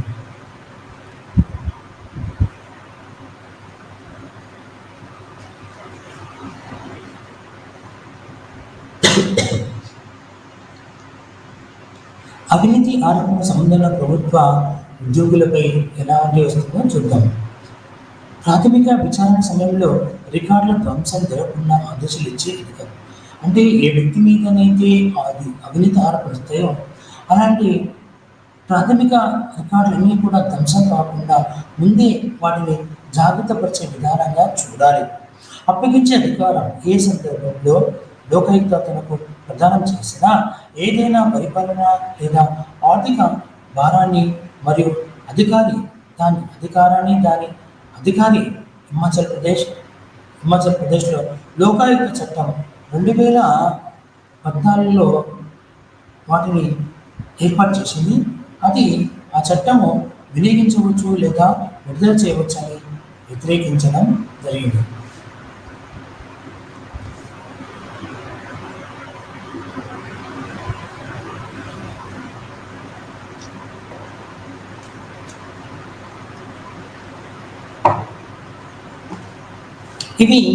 ఈ పైన పేర్కొన్న కొన్ని లోకాయుక్త మరియు పబ్లిక్ అడ్మినిస్ట్రేషన్ ప్రమాణాలను మెరుగుపరచడానికి కొన్ని విధులు నిర్వహిస్తుంది. ఒకటి, ఏదైనా పౌరుడు నుండి పరిపాలనకు వ్యతిరేకంగా ఫిర్యాదును స్వీకరించాలి. ఎవరైనా భారతీయ పౌరుడు నుండి చాలు అతను ఏ అధికారి మీద ఫిర్యాదు ఈ యొక్క లోకాయుక్తకు చేయవచ్చు. ఏదైనా పౌరుడు నుండి పరిపాలనకు వ్యతిరేకంగా ఫిర్యాదును స్వీకరిస్తుంది. ఆరోపణలు ఎదుర్కొంటున్న వ్యక్తి లేదా వ్యక్తుల సంఘంపై ఫిర్యాదును స్వీకరిస్తుంది. లోకాయుక్త ఫిర్యాదుదారుని అతను మరియు సక్రమంగా సమాచారం అందించిన తర్వాతనే డిపెండింగ్ కోసం సరిగా ఉన్నారు.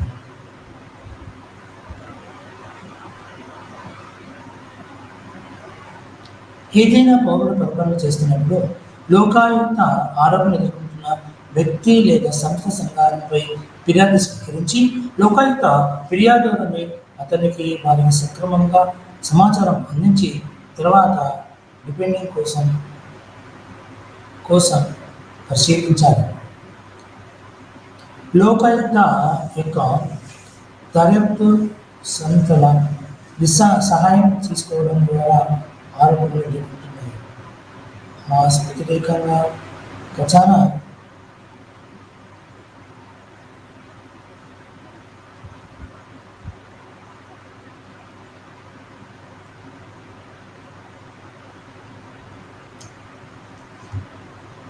లోకాయుక్త యొక్క ప్రత్యేక దర్యాప్తుల సంస్థల సహాయం తీసుకోవడం ద్వారా ఆరోపణలు ఎదుర్కొంటున్న వ్యక్తికి వ్యక్తిగతంగా వాస్తవాల ఆధారంగా న్యాయపరమైన మరియు నిష్పక్షపాత దర్యాప్తును నిర్వహిస్తుంది. లోకాయుక్త ఫిర్యాదు చెల్లుబాటులో తో సంతృప్తి చెందితే అతను అతని ప్రతిపాదన రాతపూర్వక అభ్యర్థన ద్వారా సమర్థ అధికారికి సిఫారసు చేయవచ్చును. లోకాయుక్తకు ప్రత్యేక కార్యాలయం సిబ్బంది మరియు బడ్జెట్ ఉంది. ఇది నిష్పక్షపాత విచారణను నిర్వహించడానికి అవసరం ఉంది. కొన్నిసార్లు అతను లేదా ఆమె విచారణను నిర్వహించడానికి రాష్ట్ర ప్రభుత్వ సంస్థల సహాయాన్ని తీసుకుంటారు మరియు దర్యాప్తు కోసం అవసరమైన సంబంధిత ఫైళ్లు మరియు పత్రాలకు ప్రాప్యత పొందడం, దర్యాప్తులో ఉన్న ప్రభుత్వ సంస్థలను మరియు తనిఖీ చేసి మరియు సందర్శించే అధికారం కూడా అతను లేదా ఆమెకి కలిగి ఉంటుంది. ఏది ఏమైనప్పటికీ హిమాచల్ ప్రదేశ్ మరియు ఉత్తరప్రదేశ్ కేవల ఉదాహరణలు మినహా అనేక రాష్ట్రాల్లో లోకాయుక్తులకు వారి స్వంత చొరవ మరియు దర్యాప్తును ప్రారంభించే అధికారం కల్పించడం గమనార్హం. అంటే లోకాయుక్త ఉపయోగకర్తలు హిమాచల్ ప్రదేశ్, ఉత్తరప్రదేశ్ కేవలం ఉదాహరణలకు మాత్రమే. అన్ని రాష్ట్రాల్లో ఉపలోకాయుక్త వారి స్వంత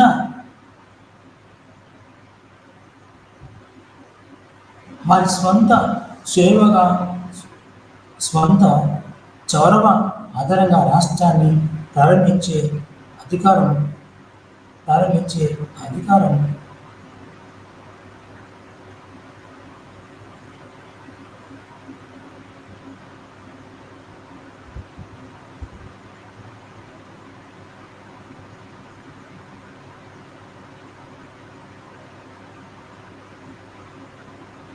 అయితే ఇక్కడ ఉత్తరప్రదేశ్, హిమాచల్ ప్రదేశ్ మినహా అనేక రాష్ట్రాల్లో లోకాయుక్తులకు వారి స్వంత చొరవ ఆధారంగా దర్యాప్తును ప్రారంభించే అధికారం కల్పించడం గమనం.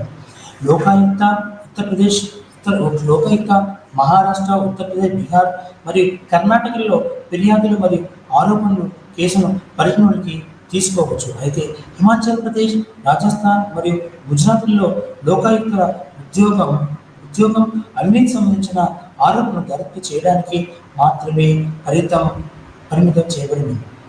మరియు దుర్వినియోగ అంటే ఇక్కడ దుర్వినియోగం విషయంలో మనోవేదనలు కాదు. మహారాష్ట్ర లోకాయుక్త సంస్థ 2025 అక్టోబర్లో 1990 నుంచి ఉనికిలోనికి తీసుకువచ్చింది.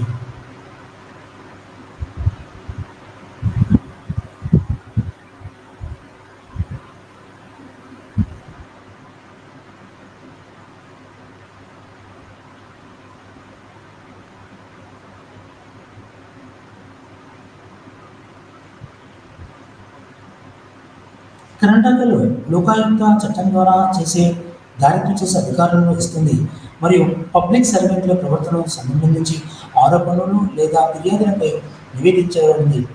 లోకాయుక్తలో పోలీస్ మరియు ప్రాసిక్యూషన్ విభాగాలు ఉన్నాయి. ఫిర్యాదును స్వీకరించిన తర్వాత గ్రూప్ డి ఉద్యోగుల నుండి ముఖ్యమంత్రి ఉద్యోగుల వరకు ఏ ప్రభుత్వ విచారణ ప్రారంభించే అధికారులు లోకాయుక్తకు ఉన్నాయి. అధికారుల విషయానికి వస్తే అతను లేదా ఆమె సుమోటోగా కేసులను కూడా తీసుకోవచ్చు. ఎవరైతే జడ్జిగా అతను లేదా ఉంటే అవి ఒక సుమోటోగా కేసును నమోదు చేయవచ్చు. చాలా రాష్ట్రాల్లో లోకాయుక్త మరియు లోకాయుక్త అన్వేషణకి లోకాయుక్త న్యాయమైన పరిపాలన న్యాయపరమైన వ్యాపారాన్ని ప్రారంభించవచ్చు. ప్రాసిక్యూటర్ ప్రారంభించిన సందర్భంలో విచారణ ద్వారా ఉద్యోగిని ఏదైనా క్రిమినల్ నేరం కోసం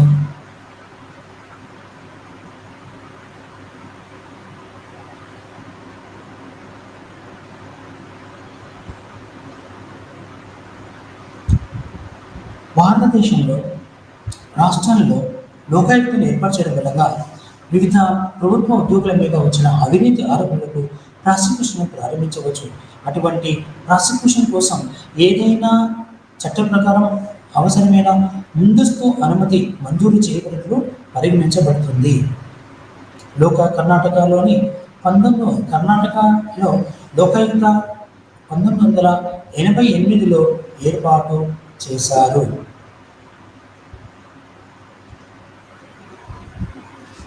లోకాయుక్త ఉపలోకాయుక్త పరిధిలోకి వారు Karnataka public service commission chairman మరియు సభ్యులు కూడా లోకాయుక్త పనితీరుపై ఏటా ఏకీకృత నివేదికను గవర్నర్కు అందిస్తుంది. ఇక్కడ స్టేట్ పబ్లిక్ సర్వీస్ కమిషన్ కర్ణాటకతో పాటు స్టేట్ పబ్లిక్ సర్వీస్ కమిషన్తో పాటు లోకాయుక్త కూడా తన నివేదికను రాష్ట్ర గవర్నర్కి సమర్పిస్తుంది. అది అసెంబ్లీలో చర్చ జరిపి వాటి మీద వచ్చిన ఆరోపణలు కానీ ఇంకేమంటే వాటిని నిర్ణయం తీసుకున్న అధికారాన్ని ఇస్తుంది, గవర్నర్కి అందజేస్తుంది. మెమరాండంతో పాటు ఉంటుంది. కాబట్టి లోకాయుక్త రాష్ట్ర శాసనసభ బాధ్యత వహిస్తుంది. వాస్తవానికి సంస్థ తన యొక్క నివేదికలను రాష్ట్ర శాసనసభలో వేయడానికి మరియు చర్చించడానికి గవర్నర్కు సమర్పిస్తుంది. 2018 ఫిబ్రవరి 14 నుండి మార్చి 30 వరకు 2017 మరియు 2000 నాన్ గెజిటెడ్ ప్రభుత్వ ఉద్యోగులు మరియు 2533 గెజిటెడ్ ఉద్యోగులు మరియు 2952 నాన్ గెజిటెడ్ ఉద్యోగులపై ఆధారంగా శిక్షించబడే మధ్యప్రదేశ్ లోకాయుక్త గణాంక నివేదిక ప్రకారం మీకు ఈ విషయాన్ని మీకు చెప్పబడుతుంది. విచారణ నిర్వహించడానికి అతను లేదా ఆమె రాష్ట్ర దారిద్ర్య సంస్థల సహాయాన్ని తీసుకుంటాడు.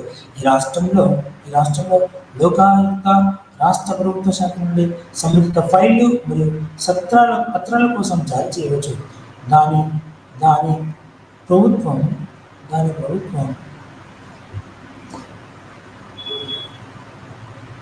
రాష్ట్ర ఈ ప్రక్రియలో విచారణ నిర్వహించడం అతను లేదా ఆమె రాష్ట్ర దారిద్ర్య సంస్థల సహాయాన్ని తీసుకుంటాడు. ఈ ప్రక్రియలో లోకాయుక్త రాష్ట్ర ప్రభుత్వ శాఖ నుండి సంబంధిత ఫైళ్లు మరియు పత్రాల కోసం కాల్ చేయవచ్చును లేదా వాటి ప్రభుత్వాన్ని దగ్గర తీసుకురావచ్చును. దాని సిఫార్సుల సలహాలు మాత్రమే ప్రభుత్వానికి కట్టుబడి ఉండాల్సిన ఆవశ్యకత ఉందని తెలియదు. అంటే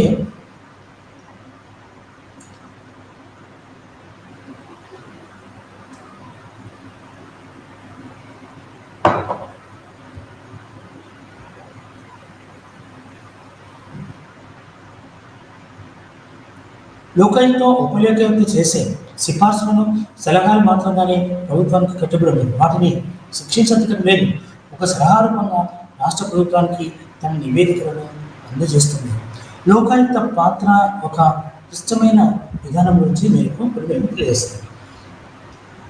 లోకాయుక్త ప్రజా పనులు, ఆరోగ్యం, నీటిపారుదల, పౌర సరఫరాలు, మున్సిపాలిటీలు, సహకార సంఘాల శాఖలకు సంబంధించి అత్యధిక ఫిర్యాదులు వచ్చినట్లు లోకాయుక్త నివేదించబడుతుంది. అంటే రాష్ట్రంలో ప్రజాపనులు పోటీ వేయడం, పరిశుభ్రత చేయడం, ఆరోగ్యం, నీటిపారుదల, పౌర సరఫరాలు అంటే రాష్ట్రంలో తిని బియ్యం అవుతున్న రేషన్ షాపుల గురించి, మున్సిపాలిటీలు, సహకార సంఘాలు, కోఆపరేటివ్ సొసైటీల మీద ఈ యొక్క శాఖల మీద అత్యధికమైన ఫిర్యాదులు వచ్చాయి.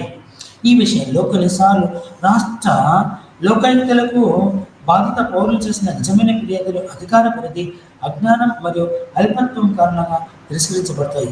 మరోవైపు ప్రభుత్వ శాఖలు రాష్ట్ర దారిద్ర్య సంస్థల నుంచి తమకు తగిన సమాచారం అందడం లేదని లోకాయుక్త ఫిర్యాదు చేస్తుంది. ఫలితంగా లోకాయుక్తలకు దాఖలు చేసిన ఫిర్యాదులు మరియు క్లియర్ చేయబడిన ఆ తర్వాతనే మీరు ఇంటికి వెళ్ళాల్సి ఉంటుంది. అయితే భారతదేశంలో రాష్ట్రాల్లో లోకాయుక్త పనితీరును నిశ్చితంగా పరిశీలిస్తే చాలా సానుకూల అభిప్రాయం ఉండడం ఏర్పడింది. వాస్తవానికి కొన్ని రాష్ట్రాల్లో మొత్తం పనితీరు సంతృప్తికరంగా లేదు. లోకాయుక్త యొక్క ఏకైక సంస్థ అవినీతి సంబంధించిన ఫిర్యాదులను అలాగే దుర్వినియోగం మరియు సభ్యులతో వివరించడం ద్వారా మరియు దాని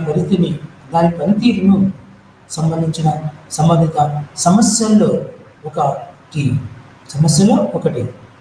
ఇది దాని సమర్థవంతమైన పనితీరును ప్రతికూలంగా ప్రతికూలంగా విఘ్న ప్రతికూలంగా ప్రభావితం చేస్తుంది. చేయగలిగినవి చాలా ఉన్నాయి మరియు నివారించవలసిన వారిగా ఉన్నాయి.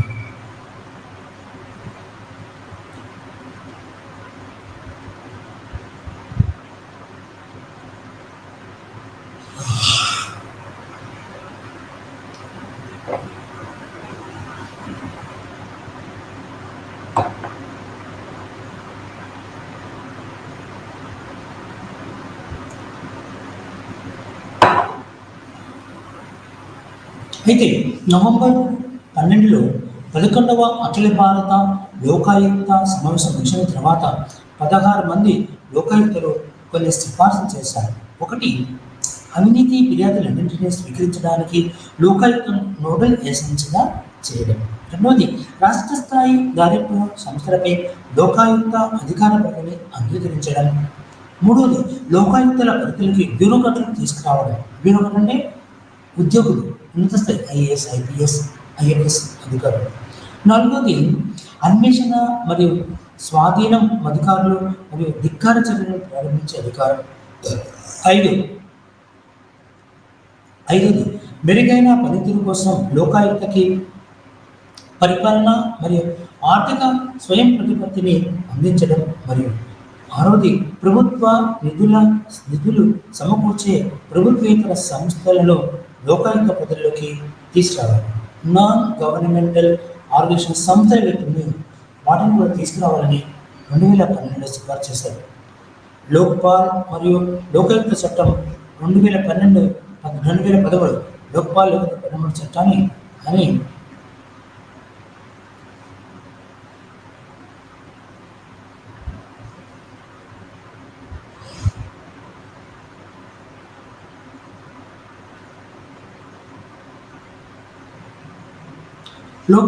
లోకాయుక్త 2013 బహుళ స్వతంత్ర భారతదేశ చరిత్రలో ఏకైక చట్టం.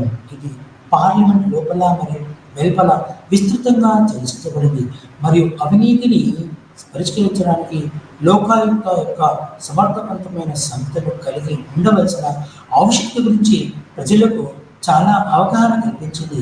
ఏది ఏమైనప్పటికీ ఆమోదించబడిన చట్టం అనేక విశృంఖల ముగింపులు కలిగి ఉంది. ఇది పరిష్కారాన్ని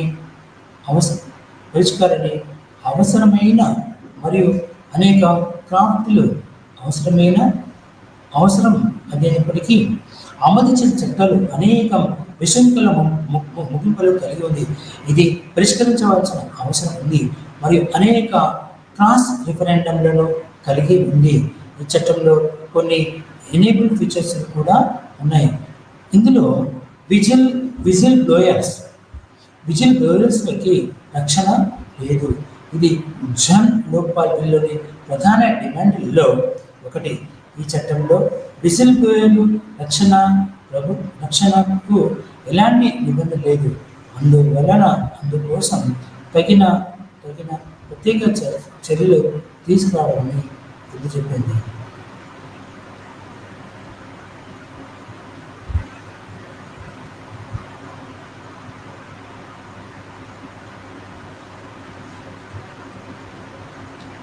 అయితే చట్టంలో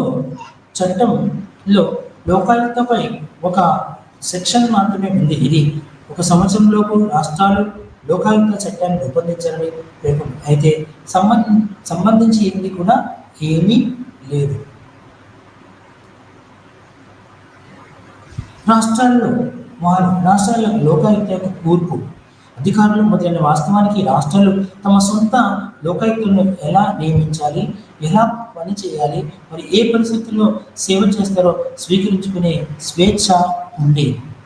అయితే పౌరులకు సంబంధించిన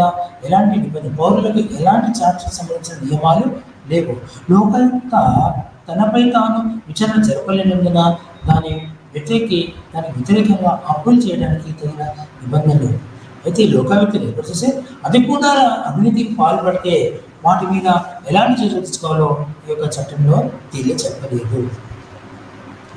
మునుపటి విభాగాల్లో వివిధ రాష్ట్రాల్లో అసమానంగా ఉన్న లోకాయుక్తుల పనితీరును మరియు పనితీరును విశ్లేషించారు. వివిధ రాష్ట్రాల యొక్క లోకాయుక్తలు తమ తమ పాత్రల పట్ల ఒకే విధమైన ధోరణి ప్రదర్శించలేదు. కొందరు ఇతరుల కన్నా ఎక్కువ ఉత్సాహంగా మరియు దృఢంగా ఉన్నారు. మరికొందరు తమ పాత్రలను వివరించడంలో అతి జాగ్రత్తగా మరియు సాంప్రదాయంగా ఉన్నారు. రాష్ట్ర ప్రభుత్వ రాష్ట్రం యొక్క ఉపాధి రాష్ట్రం యొక్క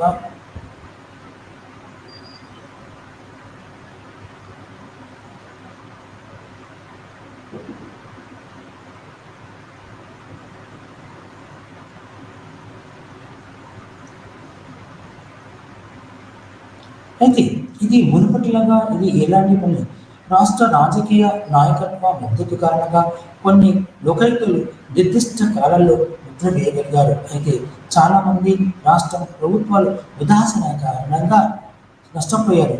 లోకాయుక్త యొక్క విజయంలో లోకాయుక్త యొక్క విజయం లోకాయుక్త యొక్క తటస్థత మరియు వ్యక్తిగత తేజస్సుపై ఆధారపడి ఉంటుందని ఇది రుజువు చేస్తుంది.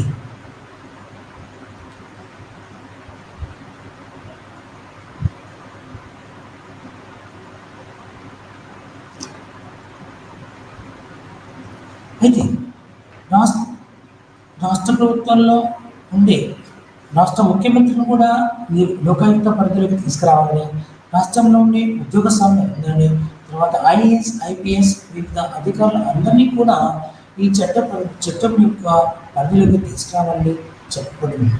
అయితే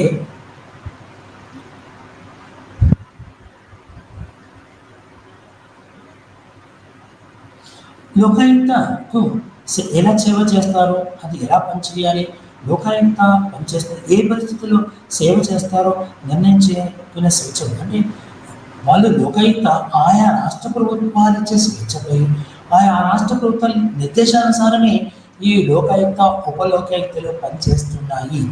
కాబట్టి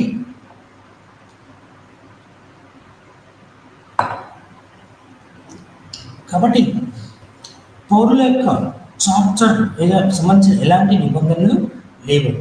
లోకాయుక్త తనపై తాను విచారణ జరపలేనందున దానికి వ్యతిరేకంగా అప్పీల్ చేయడానికి తగిన నిబంధనలు లేవు. ఒకవేళ లోకాయుక్తపైనే ఇలాంటి ఆరోపణలు వచ్చినా వాటి మీద విచారణ జరపడానికి వీలు లేదు. దానికి వ్యతిరేకంగా అప్పీల్ చేయడానికి తగిన నిబంధనలు కూడా ఏర్పాటు చేయబడలేవు. కాబట్టి మునుపటి విభాగాల్లో వివిధ రాష్ట్రాల్లో అసమానంగా ఉన్న లోకాయుక్తుల పనితీరులో మేము విశ్లేషించాం. అంటే మన ఈ పుస్తక రచయితలు మనకు తెలుసండి వివిధ రాష్ట్రాల్లో పనిచేస్తున్న లోకాయుక్త యొక్క పనితీరును వీళ్ళు విశ్లేషించారు. ఒక్కొక్క రాష్ట్రంలో ఒక్కో రకమైన విధి విధానాలను నియమాలను పాటిస్తున్నారు. వివిధ రాష్ట్రాల లోకాయుక్తులు తమ తమ తమ పాత్రల పట్ల తమ పాత్రలు ఒకే విధమైన ధోరణి ప్రదర్శించారు. రాష్ట్రాల్లో ఉన్న చుట్టుపక్కల మహారాష్ట్ర, కర్ణాటక, ఆంధ్రప్రదేశ్ మరియు బీహార్, ఉత్తరప్రదేశ్ ఇలా కొన్ని రాష్ట్రాలతో ఉన్న ఈ లోకాయుక్తులన్నీ కూడా ఒకే తాటిపై లేకుండా తమ యొక్క వివిధ రకాల లోకాయుక్తులు తమ పాత్ర పట్ల ఒకే విధంగా ధోరణి నిర్మాణంగా ఆ ధోరణిగానే వాళ్ళు తమ సూచనలను మరియు సలహాలను ఇచ్చేవారు. ఎక్కువగా ఇతరుల కన్నా ఎక్కువ ఉత్సాహంగా మరియు దృఢంగా ఉంటారు. ఈ లోకాయుక్తుల ప్రజలు వాళ్ళే ఎక్కువగా బాగా పాల్పంచుకుంటారు. లోకాయుక్త కొందరు ఇతరుల కన్నా ఎంత ఎక్కువ ఉత్సాహంగా మరియు దృఢంగా ఉంటారు. కొందరు తమ పాత్రలను వివరించడంలో కొందరు తమ పాత్రను వివరించడంలో అతి జాగ్రత్తగా మరియు సాంప్రదాయకంగా ఉన్నారు. రాష్ట్ర రాజకీయ నాయకత్వ మద్దతు కారణంగా కొన్ని లోకాయుక్తులు నిర్దిష్ట కాలంలో ముద్ర వేయగలిగారు. అయితే చాలామంది రాష్ట్ర ప్రభుత్వాల ఉదాసీన వైఖరికి నష్టపోయారు. రాష్ట్రాలలో ఉండే ఉదాసీన వైఖరి మూలంగా ఆ రాష్ట్రాలు కొన్ని విషయాల్లో నష్టపోయాయి.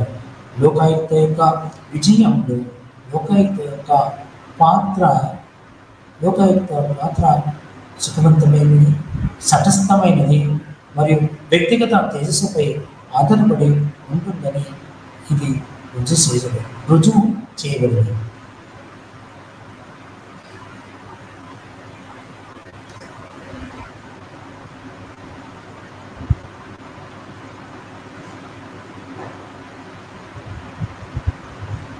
ఇక ముగింపులో అంటే ఇప్పుడు దాకా మనం ఏమేమి చెప్పుకున్నామో వాటిని ఒకసారి నెమరు వేయడం, అంటే వాటి గురించి గుర్తు చేసుకోవడం. వాటి వల్ల ఏం చేస్తుంది అంటే రాష్ట్రంలో లోకాయుక్త యొక్క కూర్పు అంటే స్ట్రక్చర్ ఎలా ఉందంటే లోకాయుక్త, ఉపలోకాయుక్త, లోకాయుక్త, డిప్యూటీ లోకాయుక్త, ఇలా రెండు రకాలుగా ఏర్పడి లోక్పాల్, లోకాయుక్త అనేది పూర్వమే ఉంది. స్వతంత్రం వచ్చిన తర్వాత వివిధ వ్యక్తుల యొక్క నివేదికల ఆధారంగా ఈ యొక్క లోక్పాల్, లోకాయుక్త. అయితే అన్నా హజారే అనే మహారాష్ట్ర సామాజిక కార్యకర్త జన్ లోక్పాల్ కావాలని కోరుకున్నాడు. ఈ యొక్క జన్ లోక్పాల్లో ప్రధానమంత్రి కూడా అందులో భాగస్వామ్యం చేయాలని కోరుకుంది.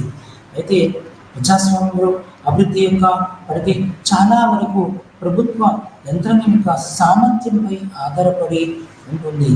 అంటే ఆ యొక్క ప్రభుత్వంలో ఉన్న ఉన్నతమైన వ్యక్తులు, ఆ యొక్క అధికారులు, ప్రభుత్వ ఉద్యోగుల మీదనే ఇది ఆధారపడి ఉంటుంది. అయితే ప్రజాస్వామ్యంలో సమర్థవంతమైన మరియు సమర్థవంతమైన పరిష్కార వ్యవస్థ ద్వారా ప్రజలు తమ మనోవేదనలను బయటపెట్టడానికి అవకాశం ఉండాలని సిఫార్సు చేసింది. ప్రజలు తమ ప్రజాస్వామ్య ఆకాంక్షలు మరియు పరిపాలన యొక్క నిరంకుశ వైఖరిని తోయగొట్టాయి, అంటే వాటి నుంచి ఘనాన్ని ఇవ్వగలిగాయి, వారి మధ్య సంబంధాన్ని సృష్టించాయి. ఈ విషయంలో అవినీతి, అభిమానం, బంధుప్రీతి అంటే నేను, నా కుటుంబం, నా చుట్టాలు, నాకున్న వాళ్ళ గురించి ఆలోచించి వాళ్ళకి ఎలా సాయం చేయాలనో ఈ యొక్క విధానాన్ని రాష్ట్రం యొక్క వివిధ వ్యక్తులు దాన్ని అన్వయిస్తుంది.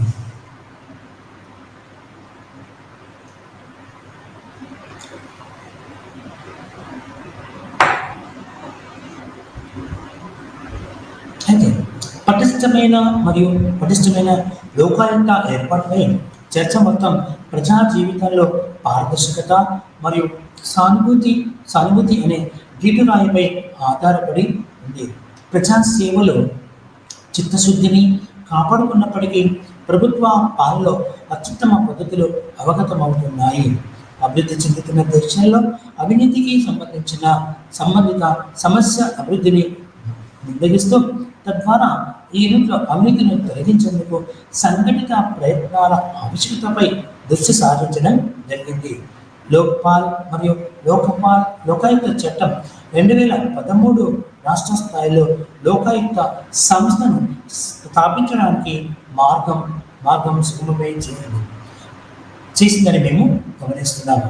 అదనంగా మేము లోకాయుక్త యొక్క పరిణామం, అవసరం మరియు ప్రాముఖ్యత గురించి చర్చించడం జరిగింది. లోకాయుక్త నిర్మాణం, నియామకం, అధికార పరిధి, విధులు మరియు పాత్రపై మనము ఇప్పటివరకు చెప్పుకున్నాము.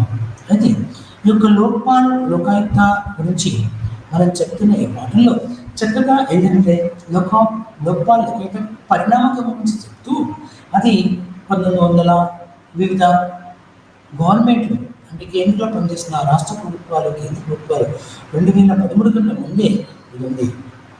1972లో ఏర్పాటు చేసిన లోకాయుక్తను ఈరోజు 2013 వరకు మనం విషయం గురించి తెలియజేసుకున్నాము. మొట్టమొదటిగా ఏర్పాటు చేసిన ఆంధ్రప్రదేశ్లో అయితే 2013లో ఏర్పాటు, 2007లో లోకాయుక్త, ఉపలోకాయుక్త ఏర్పాటు చేశారు. దానికి చైర్మన్గా ఆవుల సాంబశివరావు. ప్రస్తుతం తెలంగాణ రాష్ట్రంలో సి వెంకటరాములు లోకాయుక్తగా ఉన్నారు.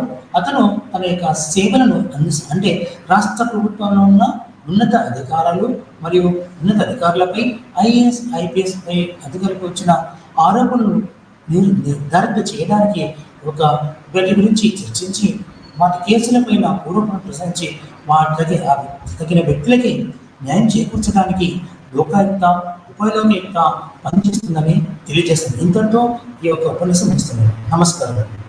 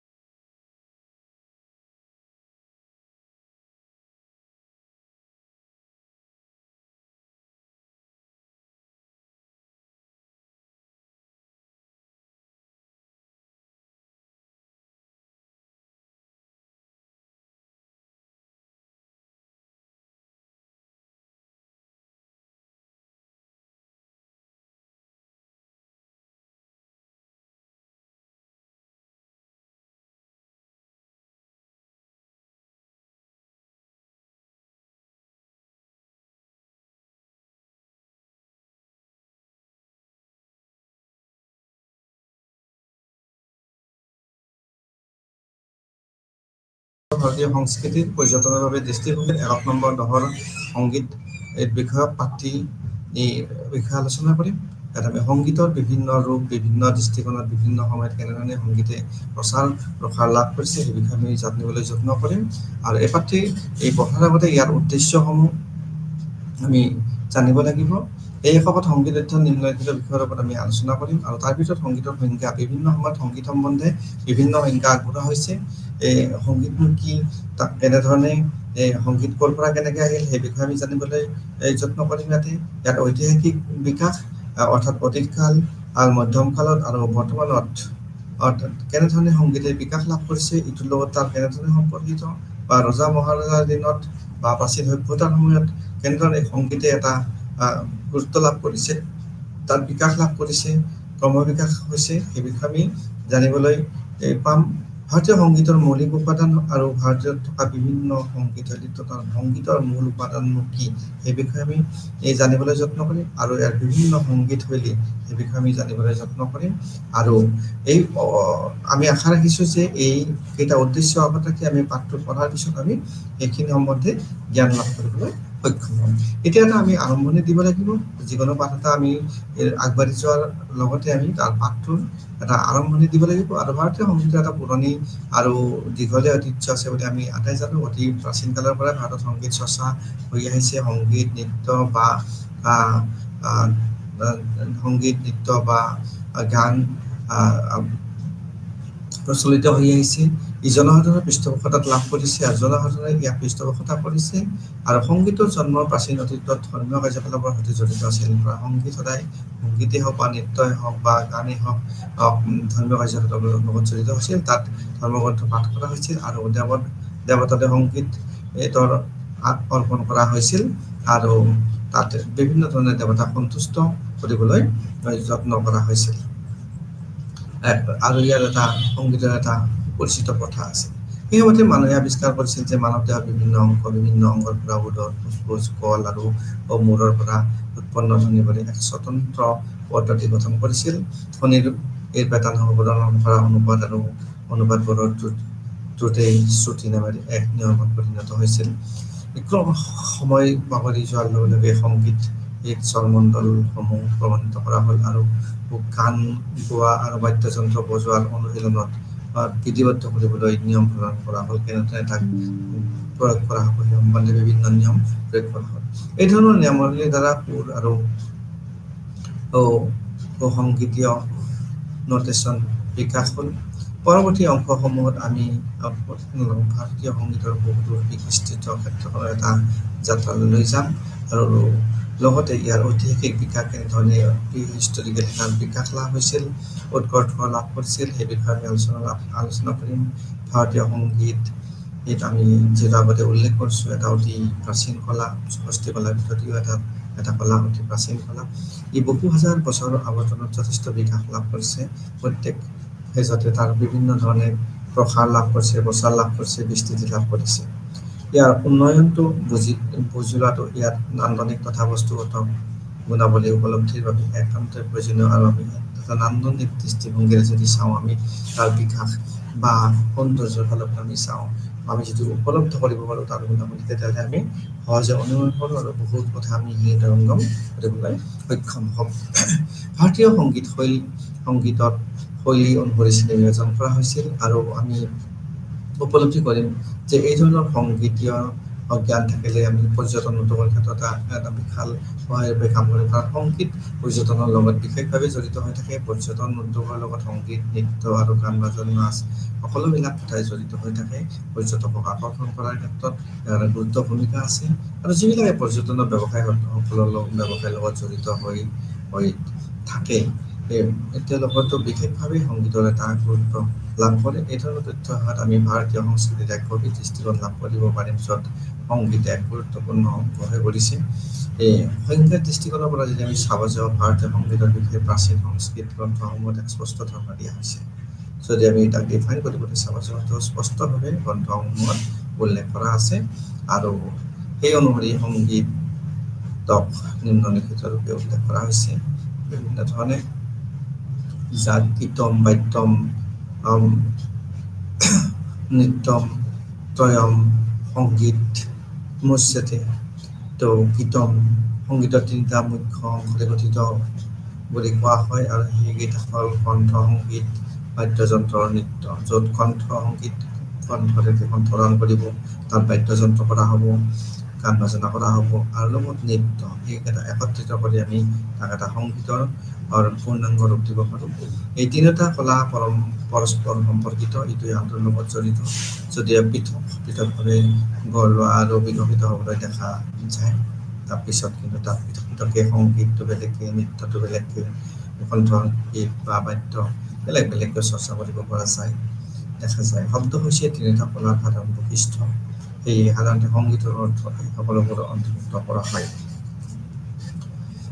মাৰ্গ আৰু দেশী সংগীত দুই ধৰণৰ সংগীত দেখিবলৈ পোৱা যায় এটা আকৰ্ষণীয় সত্য এই যে ভাৰতীয় সংগীত প্ৰাচীন কালৰ পৰা দুটা সমান্তৰাল ধাৰাৰে বিকশিত হৈছিল আৰু এই দুয়োটাৰে এটা ধাৰা ধৰ্মীয় আচাৰ প্ৰচাৰৰ লগত জড়িত আছিল আৰু আনটো ধাৰা উৎসৱ অনুষ্ঠান বা জনসাধাৰণৰ বিনোদন অৰ্থাৎ এটা ধৰ্মীয় আচাৰ প্ৰচাৰৰ লগত জড়িত আৰু আনটো আছিল উৎসৱ অনুষ্ঠানৰ বা জনসাধাৰণৰ বিনোদনৰ লগত সম্পৰ্কিত আছিল প্ৰথমটো মাৰ্গ সংগীত আৰু দ্বিতীয়টো দেশী সংগীত বুলি জনা যায় অৰ্থাৎ দেশী সংগীত জড়িত আছিল মাৰ্গ সংগীত জড়িত আছিল এই ধৰ্মীয় আচাৰ প্ৰচাৰৰ লগত আৰু দেশী সংগীত জড়িত আছিল উৎসৱ অনুষ্ঠান আৰু জনসাধাৰণৰ বিনোদনৰ লগত এই দুটা ধাৰা একেবাৰে স্বাধীনভাৱে থাকিব পৰা নাছিল এই উভয় ধাৰাৰ মূল উৎস জনপ্ৰিয় সংগীত ধৰ্মীয় আচাৰ প্ৰচাৰ যিহেতু এক বিশেষ গোটৰ লোকৰ একাধিপত্যৰ অন্তৰ্ভুক্ত হৈছিল তাত মাৰ্গ সংগীত জনসাধাৰণৰ পৰা কিছু দূৰত্ব সৃষ্টি কৰিলে আৰু পৰৱৰ্তী সময়ত শাস্ত্ৰীয় সংগীত হিচাপে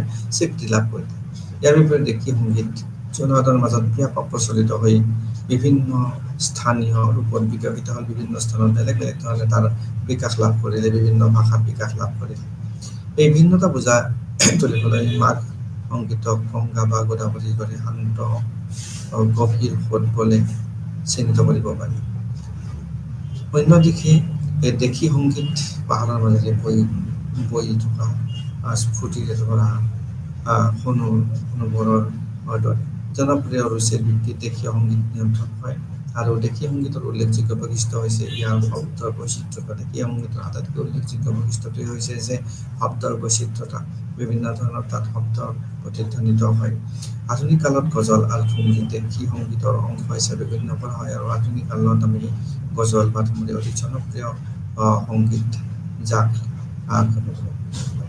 যাক আমি দেশী সংগীতৰ অংশ হিচাপে গণ্য কৰিব পাৰোঁ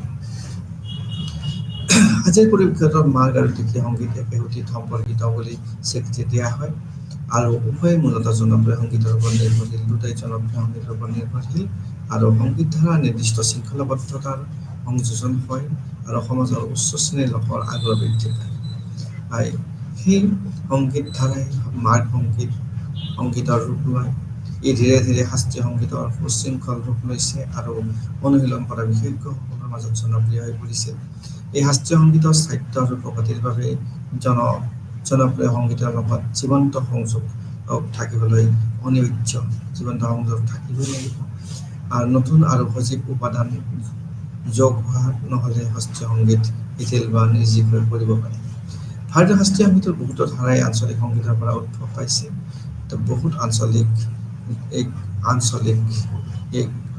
ভাৰতীয় সংগীতৰ বহুতো যি ধাৰা আছে আঞ্চলিক সংগীতৰ পৰাই এই উৎপত্তি বা উদ্ভৱ হৈছে আমি যদি উদাহৰণ দিব যাওঁ এসময়ত খেয়াল সংগীত ধ্ৰুপদ সংগীতৰ সমীপত অশাস্ত্ৰীয় বা আধা শাস্ত্ৰীয় বুলি গণ্য কৰা হৈছিল কিন্তু কালান্তৰে জনপ্ৰিয় সংগীতৰ উপাদান যোগ হওঁতে খেয়াল সংগীত সম্পূৰ্ণ শাস্ত্ৰীয় সংগীতৰ স্বীকৃতি লাভ কৰে একেধৰণে যেতিয়া আমি চাব যাওঁ গজল ঠুমৰী আৰু দাদৰা সংগীতৰো এই প্ৰকৃতিৰ ইতিহাস আছে শাস্ত্ৰীয় সংগীতৰ মানদণ্ডত এই ধৰণৰ সংগীতৰ স্থান লাভ কৰা ইয়াৰ বিশুদ্ধ শৈলী স্বীকাৰ কৰাৰ প্ৰমাণ আজি শ্ৰেষ্ঠ সংগীত শিল্পীসকলে এইবোৰ ধৰণৰ সংগীত স্বচ্ছন্দে পৰিৱেশন কৰে জনপ্ৰিয় সংগীত আৰু শাস্ত্ৰীয় সংগীতৰ মাজত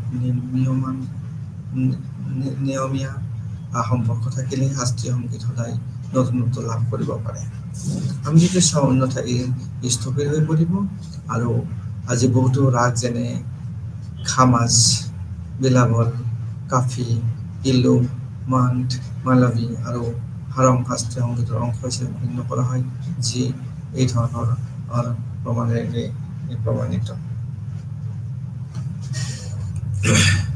তাৰপিছত আমি চাওঁ যে আমি যি এইখিনি আলোচনা কৰিলোঁ ওপৰত, এই ওপৰত আলোচনা কৰা আমি দেখিবলৈ পাইছোঁ যে যদি আমি ভাবোঁ যে মাৰ্গ আৰু দেশী সংগীতৰ মাজত বাস্তৱিক সম্পৰ্ক একমুখী, তেন্তে আমি তৎক্ষণাত সেই ভুলটো সংশোধন কৰিব বিচাৰোঁ।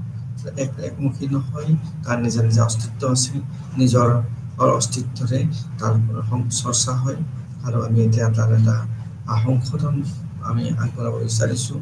আৰু ইয়াৰ সত্য কথাটো হ'ল, আচল কথাটো হ'ল যে এই বিনিময় পদ্ধতিটো এফালে চলি থাকে, ইটো ধাৰা সিটো ধাৰাৰ লগত তাৰ সম্পৰ্ক ৰখা হয়।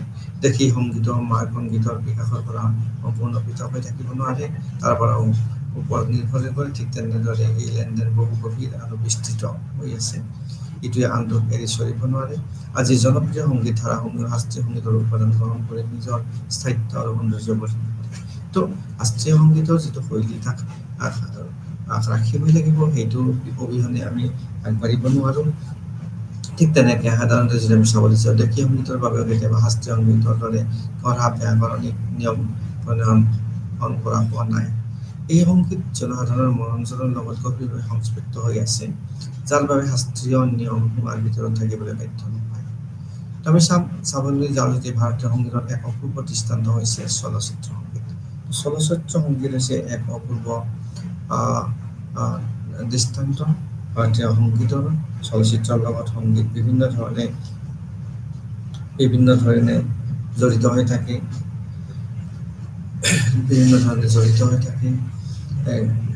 ভাষা ব্যৱহাৰ আৰু স্বৰৰ সুসংগত প্ৰয়োগৰ জৰিয়তে চলচ্চিত্ৰ সংগীত আজিৰ দিনত জনপ্ৰিয় আৰু শাস্ত্ৰীয় সংগীতৰ এক অপূৰ্ব সংমিশ্ৰণে ৰূপ ধাৰণ কৰিছে। গতিকে আমি যদি চাবলৈ যাওঁ সংগীত প্ৰয়োগৰ জৰিয়তে চলচ্চিত্ৰ সংগীতৰ আজিৰ দিনত জনপ্ৰিয় আৰু শাস্ত্ৰীয় সংগীতৰ এক অপূৰ্ব সংমিশ্ৰণৰ ৰূপ ধাৰণ কৰিছে। এতিয়া আমি আহিম উত্তৰ ভাৰতীয় আৰু কৰ্ণাটকীয় সংগীত।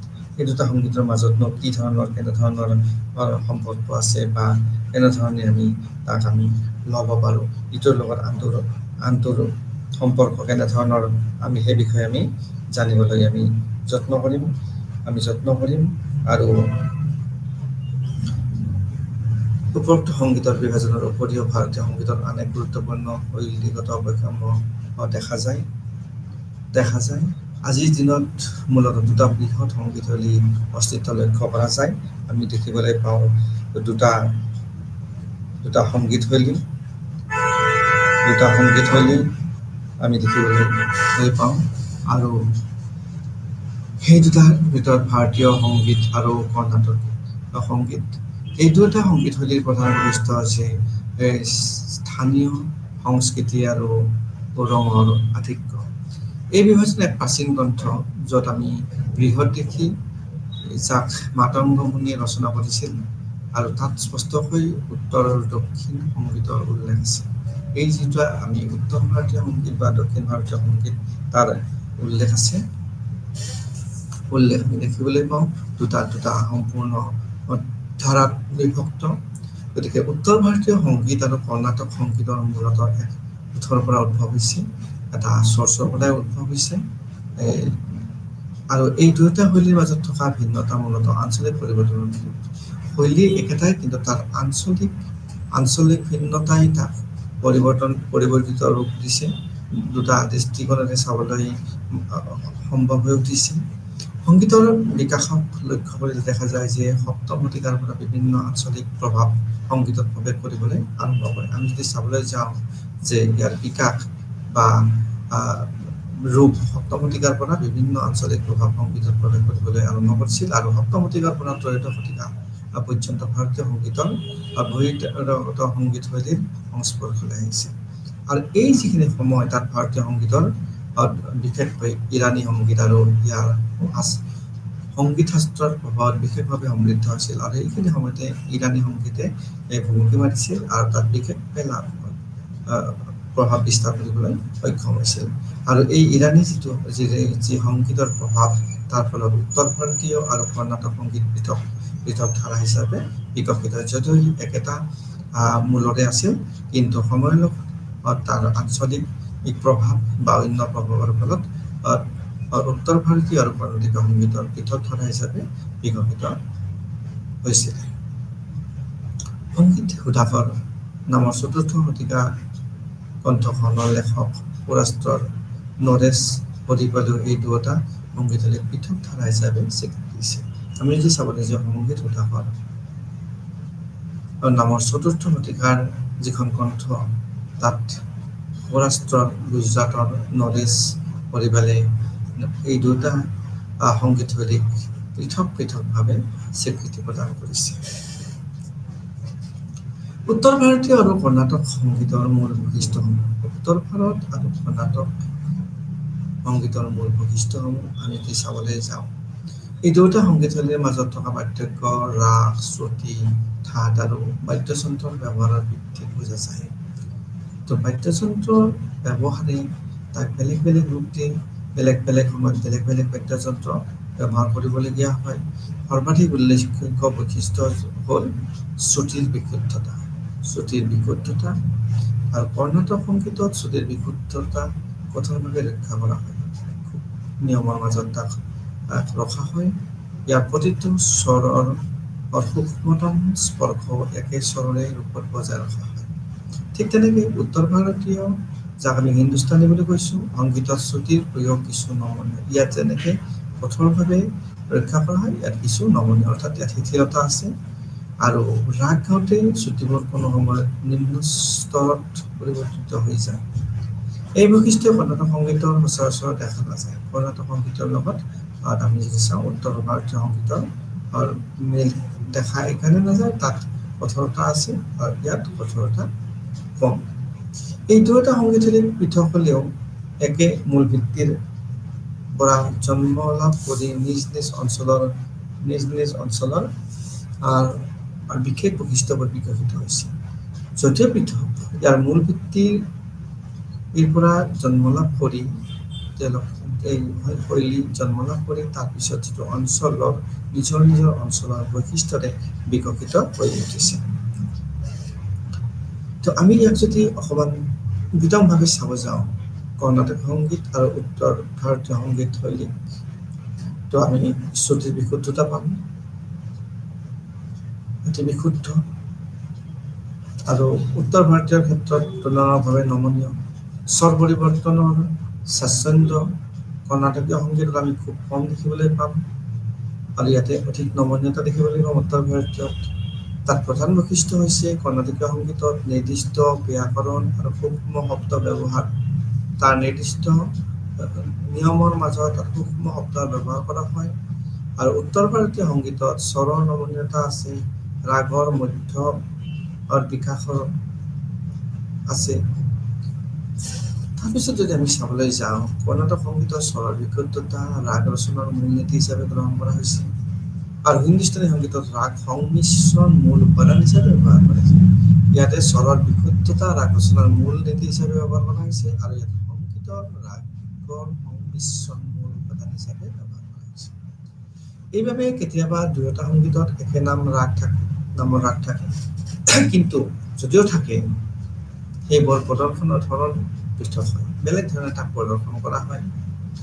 আনফালে কেতিয়াবা ৰাগবোৰ একেধৰণে গোৱা হয় যদিও নাম পৃথক হয় তাৰ যদিও একেলগে গোৱা হয় তাৰ নাম পৃথক হয় আৰু আমি তলৰ তালিকাত আমি তাত বৈশিষ্ট্যসমূহ দেখিবলৈ পাওঁ।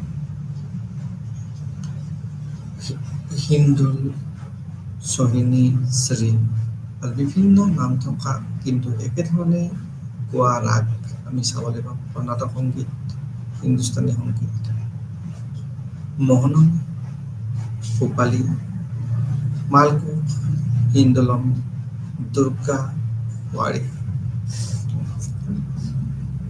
দুয়োটা সংগীতশৈলীৰ প্ৰধান সংগীতশৈলী হৈছে হিন্দুস্তানীৰ ক্ষেত্ৰত যদি আমি চাব যাওঁ হিন্দুস্তানী সংগীতত প্ৰধানতঃ গোৱা ধৰণসমূহ হৈছে ধ্ৰুপদ খিয়াল ঠুমৰী তৰানা কৰ্ণাটক সংগীতৰ প্ৰধান গোৱা ধৰণসমূহ হৈছে কীৰ্তনম, কৃতি, চাৱালী, তিল্লানা। স্বৰ আৰু শব্দৰ গুৰুত্ব।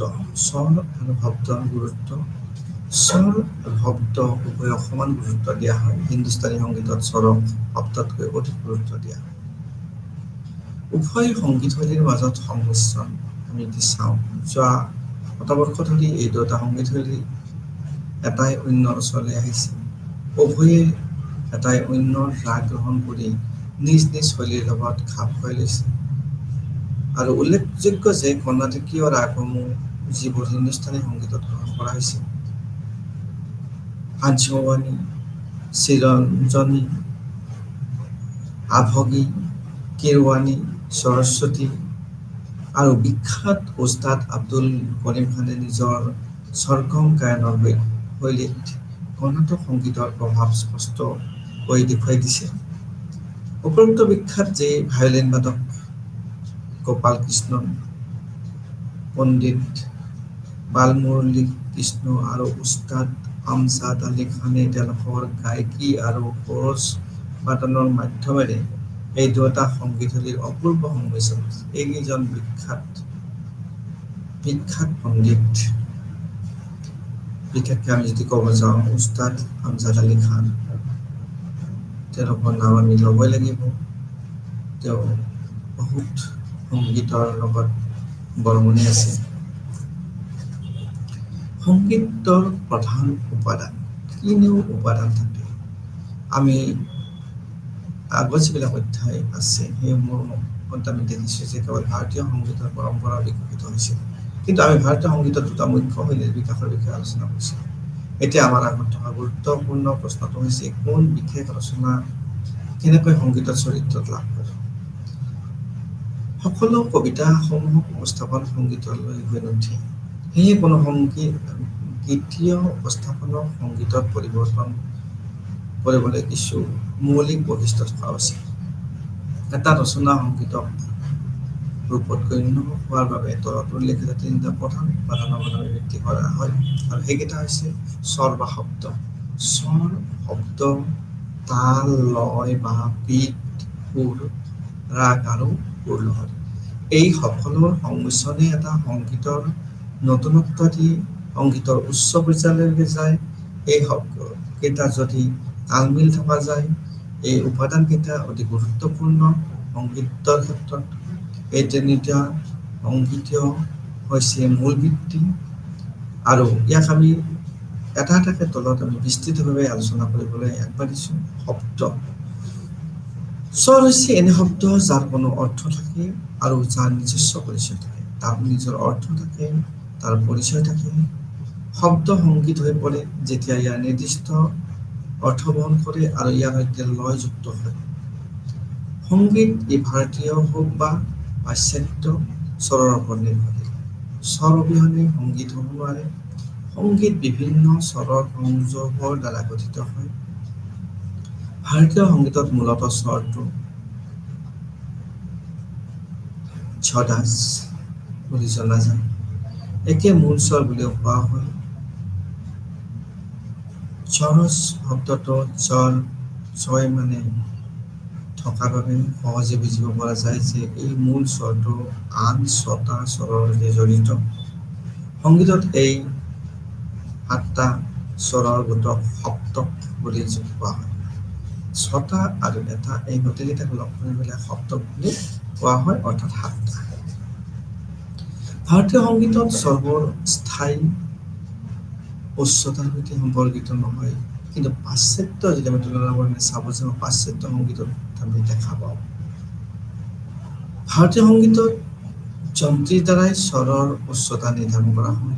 যিবিলাকে বাদ্যযন্ত্ৰ বজায় তাৰ স্বৰৰ উচ্চতা নিৰ্ধাৰণ কিমান লেভেললৈকে যাব তাৰ নিৰ্ধাৰণ কৰা হয়, আৰু তাৰ ওপৰত আন 6টা স্বৰ নিৰ্ধাৰণ কৰা হয়। যদি আমি আনফালে চাব যাওঁ, পাশ্চাত্য সংগীতত তাত নিশ্চিত স্বৰ ধাৰণা আছে আৰু প্ৰতিটো স্বৰৰ নিৰ্দিষ্ট উচ্চতা থাকে। দুয়োটাৰ মাজত ভাৰতীয় আৰু পাশ্চাত্যৰ মাজত পাৰ্থক্য আছে। সেই অনুসৰি পাশ্চাত্য সংগীতৰ বাদ্যযন্ত্ৰবোৰৰ নিৰ্দিষ্ট উচ্চতা অনুসৰি তৈয়াৰ কৰা হয়। স্বৰ কেনেকৈ সৃষ্টি হয় আমি সেই বিষয়ে চাবলৈ যাম। এই যদি আমি প্ৰশ্নৰ উত্তৰ বিচাৰোঁ, শ্ৰুতি নামৰ সংগীতিক উপাদানটো জানিব লাগিব। অকল আমি কিছু কথা জানিলে নহ'ব, আমি আৰু বহুত কথা জানিব লাগিব, তেতিয়াহে আমি স্বৰ কেনেকৈ সৃষ্টি হয় জানিব পাৰিম। যিয়ে সংগীতৰ মৌলিক চৰিত্ৰ বুজি পোৱাত সহায় কৰে। শ্ৰুতি হৈছে ক্ষুদ্ৰতম শব্দযুক্ত যিয়ে নিৰ্দিষ্ট উচ্চতাত থাকে আৰু যাৰ দ্বাৰাই স্বৰ গঠিত হয়। কোনো শ্ৰুতিৰ স্বৰ হোৱাৰ বাবে দুটা বৈশিষ্ট্য থকাটো প্ৰয়োজনীয়, আৰু সেই দুটা হৈছে ই শুনিব পৰা যাব লাগিব, শুনাবিধৰ হ'ব লাগিব, শুনিব লাগিব আমি, আৰু ইয়াত প্ৰতিধ্বনি যিটো ইক' প্ৰতিধ্বনি থাকিব লাগিব, তেতিয়াহে আমি তাক শ্ৰুতিৰ স্বৰ বুলি আমি ক'ব পাৰিম। ভাৰতীয় সংগীতত অসংখ্য শ্ৰুতি আছে, কিন্তু এটা সপ্তকত মাত্ৰ ২২টা শ্ৰুতি ব্যৱহাৰ কৰা হয়। তাৰপিছত আমি তাল সম্বন্ধে জানিবলৈ যাম। তাল মাৰ ভাৰতীয় সংগীতৰ তৃতীয় গুৰুত্বপূৰ্ণ উপাদান হৈছে তাল। যদি তাল নিমিলে তেতিয়াহ'লে সংগীত সুন্দৰ হ'ব নোৱাৰে। পৰম্পৰাগতভাৱে তালক ভাৰতীয় সংগীতৰ এক অভিন্ন অংগ হিচাপে গণ্য কৰা হৈছে, আৰু এইটো অভিন্ন অংগ সংগীতৰ লগত তালৰ লয়ৰ অভিন্ন অংগ হৈ পৰিছে। ই সংগীত ৰচনাসমূহত তাল ৰূপে লয়ৰ প্ৰতিফলন ঘটায়। তাল মূলতঃ সংখ্যাভিত্তিক হাৰত মাপা হয়।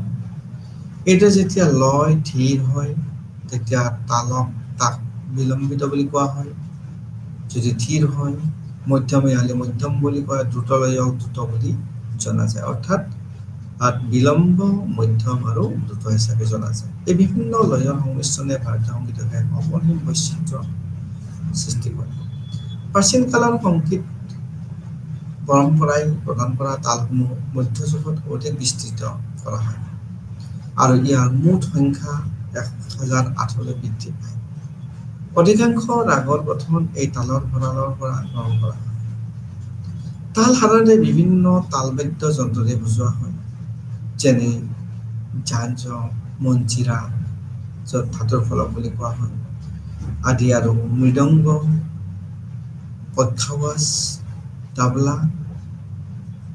তাল বাদ্যযন্ত্ৰ বজোৱা সংগীতজ্ঞসকলে নিজৰ প্ৰদৰ্শনৰ সময়ত এক বিশেষ শব্দভাণ্ডাৰ ব্যৱহাৰ কৰে, আৰু এই শব্দসমূহৰ ভিতৰত কিছুমান হৈছে ঠেকা, বল, গত, তোত্ৰা, তিহাই, পাল্টা আদি।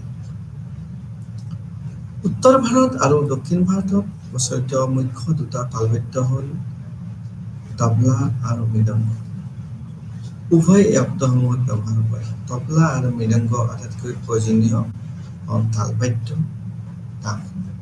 উত্তৰ ভাৰত আৰু দক্ষিণ ভাৰতত প্ৰচলিত হৈ আছে সুৰ, ৰাগ,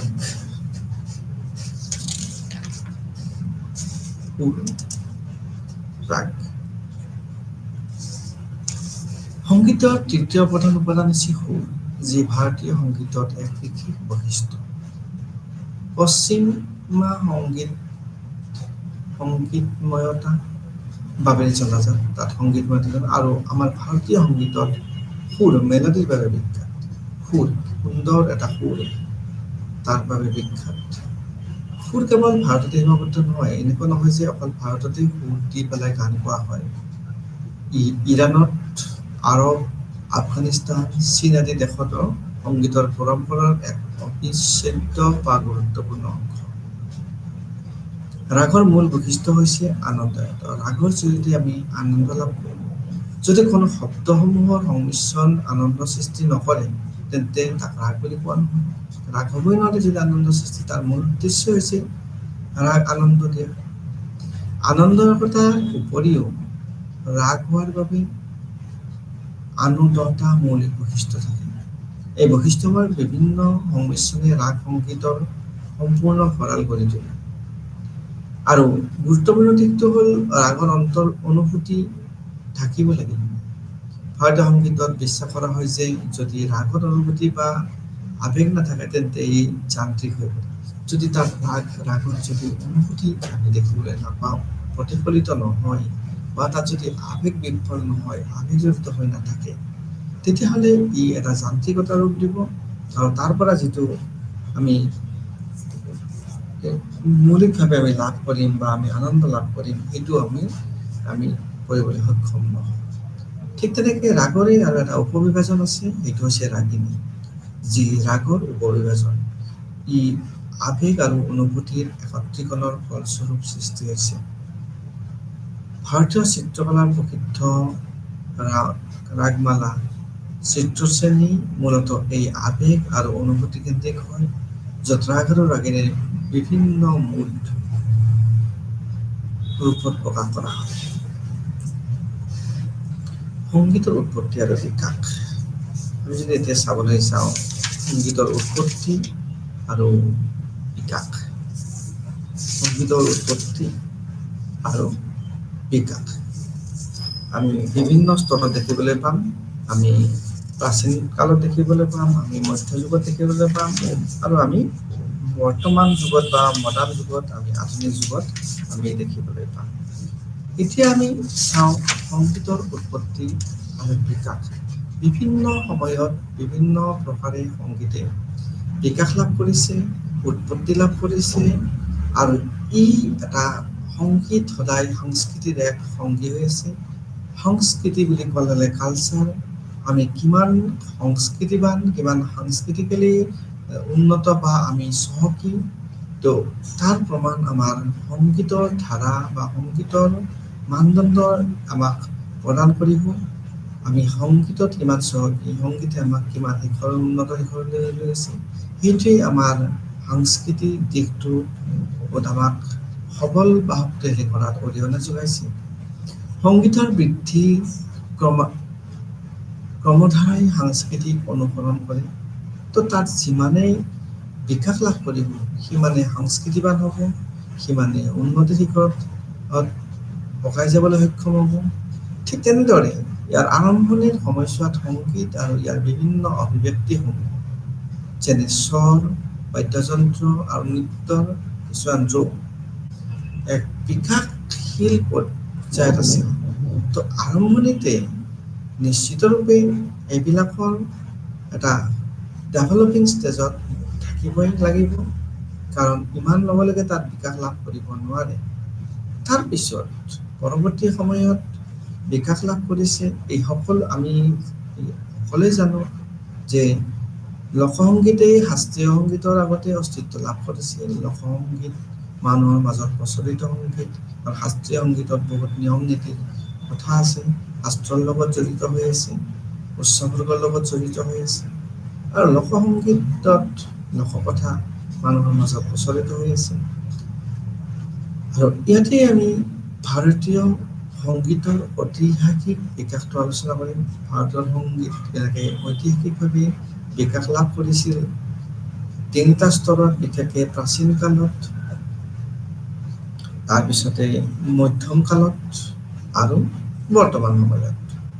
তো আমি যদি চাব যাওঁ, আমাৰ হাতত প্ৰাচীন ভাৰতীয় সভ্যতাৰ আটাইতকৈ প্ৰথম অৱস্থা সংগীতৰ বিষয়ে বৰ ধুনীয়া তথ্য নাই। কিন্তু এটা স্বাভাৱিক কথা, যেতিয়া আমাৰ হিষ্ট্ৰী লিখিত অৱস্থাত নাছিল, তো মুখেৰে প্ৰচলিত হৈ আছিল। গতিকে আমি প্ৰাচীন সভ্যতাৰ প্ৰথম অৱস্থাৰ সংগীতৰ বিষয়ে আমি এটা সুন্দৰ তথ্য বা বিৱৰণ পাবলৈ সহজ নহ'ব। কিন্তু যেনেকৈ আমি হৰপ্পা সভ্যতাৰ ক্ষেত্ৰত যদি ক'ব যাওঁ, কাৰণ তাৰ তথ্যসমূহ আমি সংগ্ৰহ কৰিবলৈ হ'লে বিভিন্ন ধৰণে তথ্যবদ্ধ হ'ব লাগিব। তথ্য থাকিলেহে তথ্য আমি পাম। কিন্তু তাৰ পিছৰ পৰ্যায়ত বৈদিক সভ্যতাত সংগীত সম্পৰ্কীয় বহু উল্লেখ পোৱা যায়। বৈদিক সভ্যতাত কিন্তু সংগীত সম্বন্ধে বিভিন্ন তথ্য বা বিভিন্ন সমল, বিভিন্ন চ'ৰ্চ লাভ কৰিবলৈ সক্ষম হয়। বৈদিক যুগত গায়ন, বাদ্যযন্ত্ৰ আৰু নৃত্য এই তিনি প্ৰকাৰৰ সংগীত ভালদৰে বিকাশ লাভ হৈছে। গায়ন বুলি কোৱাৰ লগে লগে যোনে গাব তেওঁক গায়ন বুলি কওঁ, যোনে বজাব তাক বাদ্যযন্ত্ৰ বা যি বাদ্যযন্ত্ৰ লাগিব সেইবিলাক বাদ্যযন্ত্ৰ, যোনে বজাব। আৰু নৃত্য, তাৰ বাদ্যযন্ত্ৰৰ তালে তালে নৃত্য, গানৰ সুৰে সুৰে নৃত্য, এটা অপূৰ্ব সংমিশ্ৰণ, এটা সুন্দৰ অনুভূতি দিবলৈ সক্ষম হয়। এই তিনি প্ৰকাৰৰ সংগীত ভালদৰে বিকাশ লাভ কৰিছিল পিছৰ পৰ্যায়ত। বৈদিক মন্ত্ৰৰ পাঠ মূলতঃ সংগীতৰ সৈতে জড়িত আছিল। সংগীতৰ যোগেৰে বৈদিক মন্ত্ৰৰ পাঠ কৰা হৈছিল। ঠিক তেনেকৈ ঋগ্বেদত পোৱা কেইটামান সংগীত সম্পৰ্কীয় উল্লেখ তলত দিয়া আমি আলোচনা কৰিব পাৰোঁ। ঋগ্বেদত পোৱা বিভিন্ন ধৰণৰ গীতৰ কথা আমি ক'ব পাৰোঁ। তাৰ ভিতৰত গীত, গাটু, গাথা, গায়ন, গীতি, ভাম ইত্যাদি। তো এইবিলাক বিভিন্ন ধৰণে গীত বিভিন্ন সময়ত, অৰ্থাৎ বিভিন্ন সময় বুলি কোৱাৰ লগে লগে আমি ঋগ্বেদৰ কথা ক'ব লাগিব। সেই সময়ত তাক উপস্থাপন কৰা হৈছিল। বিভিন্ন ধৰণৰ বাদ্যযন্ত্ৰ যদি কথা ক'ব যাওঁ, বীণা, ওৱান, ধুনুৱা, দুন্দুভি, বেণু, কাৰকতি, পিং, এইবিলাক বিভিন্ন ধৰণৰ বাদ্যযন্ত্ৰ। সংগীত বাদ্যযন্ত্ৰ অবিহনে আধৰুৱা হৈ ৰয়। গতিকে সংগীত হ'বলৈ হ'লে, এটা পূৰ্ণাংগ সংগীত হ'বলৈ হ'লে বাদ্যযন্ত্ৰ প্ৰয়োগ কৰিবই লাগিব। বাদ্যযন্ত্ৰ অবিহনে আমি সংগীতক পূৰ্ণতা দিব নোৱাৰোঁ। বাদ্যযন্ত্ৰ অতি গুৰুত্বপূৰ্ণ। তো তাৰ ভিতৰত আমি বীণা, ওৱান, ধুনুৱা, দুন্দুভি, বেণু, কাৰকতি, পিং, এইবিলাক বিভিন্ন সংগীতৰ লগত খাপ খুৱাই তাক বজোৱা হয় আৰু তাৰ যোগেৰে তাৰ এটা মানদণ্ডলৈকে লৈ যোৱা হয়। যদি এই বাদ্যযন্ত্ৰসমূহ তাত সংমিশ্ৰণ কৰা নহয়, তেতিয়াহ'লে গানৰ যিটো মানদণ্ড সেইটো নিম্নমানৰ হ'ব। তাৰপিছতে আমি যদি চাব যাওঁ, সংগীতৰ প্ৰাথমিক নিয়ম কানুনৰ ওপৰত লিখিত কোনো গ্ৰন্থ বৈদিক যুগৰ শেষলৈকে উপলব্ধ। যদিও আমি এইবিলাক ক'বলৈ গৈ আছোঁ, তাত কিন্তু তেনেকৈ নিয়ম কানুনৰ কথা বিশেষভাৱে লিখিত হোৱা নাছিল বা পোৱা হোৱা নাছিল, উপলব্ধ হোৱা নাছিল। বৈদিক যুগৰ পাছৰ সংগীতৰ এক অগ্ৰগতি ধাৰা অব্যাহত আছিল। তো বৈদিক যুগৰ পিছৰ ফালে বা পিছৰ পৰ্যায়ত ই এটা অগ্ৰগতি লাভ কৰিবলৈ সক্ষম হৈছিল, আগবাঢ়ি গৈছিল। বৈদিক যুগৰ পাছত সংগীতৰ অগ্ৰগতি ধাৰা অব্যাহত থাকিল। সংগীতীয় পৰম্পৰাবোৰ যদি আমি চাব যাওঁ, দৃঢ়ভাৱে প্ৰতিষ্ঠিত হৈছিল। সংগীত উপস্থাপনৰ ধাৰাত এক অগ্ৰগতি আৰু পৰিৱৰ্তনৰ ফলত এক শাস্ত্ৰীয় পৰম্পৰা গঢ় লৈ উঠিছে। আৰু এই সময়ত সংগীতৰ উন্নতিৰ প্ৰমাণ হিচাপে গুপ্ত যুগত এখন সুবৰ্ণ মুদ্ৰা উল্লেখযোগ্য। তো গুপ্ত যুগৰ সুবৰ্ণ মুদ্ৰাৰ যোগেদি আমি সেই সময়ত যে সংগীতে এটা উন্নতিৰ শিখৰত উঠিবলৈ সক্ষম হৈছিল, আমি তাৰে প্ৰমাণ পাব পাৰোঁ। আৰু গুপ্ত সাম্ৰাজ্যৰ অকল সংগীত নহয়, অকল অৰ্থনৈতিক অৱস্থা নহয়, ৰাজনৈতিক অৱস্থা নহয়, বিভিন্ন দিশত সমাদৃত, সমৃদ্ধিত আৰু উল্লেখযোগ্য ভূমিকা পালন কৰিছিল। এই মুদ্ৰাটোত সমুদ্ৰগুপ্ত বীণা বজাই থকা অৱস্থাত দেখুওৱা হৈছে। অৰ্থাৎ এইটোৱে প্ৰমাণ কৰে যে মুদ্ৰাটোৱে যিহেতু সমুদ্ৰগুপ্তৰ বীণা বজায়, অৰ্থাৎ তাত বীণা ব্যৱহাৰ কৰা হৈছিল। সমুদ্ৰগুপ্তৰ বীণা সম্বন্ধে জ্ঞান আছিল। গুপ্ত সাম্ৰাজ্যত অৰ্থাৎ সংগীত চৰ্চা হৈছিল, সেইটোকে প্ৰমাণ কৰে। বীণা এটা অতি প্ৰয়োজনীয় সংগীত আহিলা। আৰু আমি সেইকাৰণে কওঁ যে একটা মুদ্ৰাই আমাক বিভিন্ন ধৰণৰ তথ্য দিব পাৰে। যদি আমি চ'ৰ্চৰ ফালৰ পৰা ক'ব যাওঁ, হিষ্টৰিকেল চ'ৰ্চৰ কথা ক'ব যাওঁ, যেতিয়া আমি এটা মুদ্ৰা পাওঁ, তেতিয়া তাত বহুত কথা আমি চাব পাৰোঁ। তাত মুদ্ৰাটোৰ ধাতু কি ব্যৱহাৰ কৰা হৈছে, কি টেকন'লজি ব্যৱহাৰ কৰা হৈছে, কোন সময়ৰ, কোন ৰজাৰ, কিহৰ লগত জড়িত, গতিকে আমি গমেই পালোঁ ইয়াতে যে সেই মুদ্ৰাটোত গুপ্ত ৰজাই সমুদ্ৰগুপ্তই বীণা বজাই আছে। অৰ্থাৎ সেইটোৱে আমাক এটা মুদ্ৰাৰ পৰা আমি বহুত তথ্য লাভ কৰিব পাৰোঁ। সেই সময়ৰ মুদ্ৰাটো কেনেকৈ বনোৱা হৈছিল, কি ধাতু ব্যৱহাৰ কৰা হৈছিল, তাত আমাক অৰ্থনৈতিক অৱস্থাক বুজায়, তাত কাৰিকৰী কৌশলৰ কথা বুজায়, মুদ্ৰাৰ ব্যৱহাৰিত ধাতু, তাত এভেইলেবিলিটিৰ কথা বুজায়। গতিকে এটা মুদ্ৰাৰ পৰা আমি বহুত তথ্য লাভ কৰিবলৈ সক্ষম হওঁ আৰু এই মুদ্ৰা অধ্যয়ন বিষয়টোকে আমি নিউমিছমেটিক ষ্টাডিজ বুলি ক'ব পাৰোঁ। তো এই সময়ৰ সংগীতৰ বিষয়ে জানিবলৈ আমাৰ হাতত এখন গুৰুত্বপূৰ্ণ গ্ৰন্থ আছে আৰু সেইখন হৈছে নাট্যশাস্ত্ৰ আৰু সেইখন ৰচনা কৰিছিল ভাৰতমণি। তো নাট্যশাস্ত্ৰ অধ্যয়ন যদি আমি কৰোঁ, তো ইয়াৰ পৰা আমি মিউজিক সম্বন্ধে বিভিন্ন ধৰণৰ আমি জ্ঞান লাভ কৰিবলৈ সক্ষম হওঁ। এই সময়ত সংগীতৰ আন এক গুৰুত্বপূৰ্ণ বৈশিষ্ট্য আছিল ইয়াৰ প্ৰভাৱ পাশ্য আৰু মধ্য এছিয়াৰ বিভিন্ন সংস্কৃতিৰ ওপৰত। তো আটাইতকৈ গুৰুত্বপূৰ্ণ বৈশিষ্ট্যটো হৈছে যে পাশ্যলৈকে প্ৰসাৰ লাভ কৰিছে, মধ্য এছিয়ালৈকে প্ৰচাৰ লাভ কৰিছে। অৰ্থাৎ সাংস্কৃতিকভাৱে আমি যদি চাব যাওঁ, অতি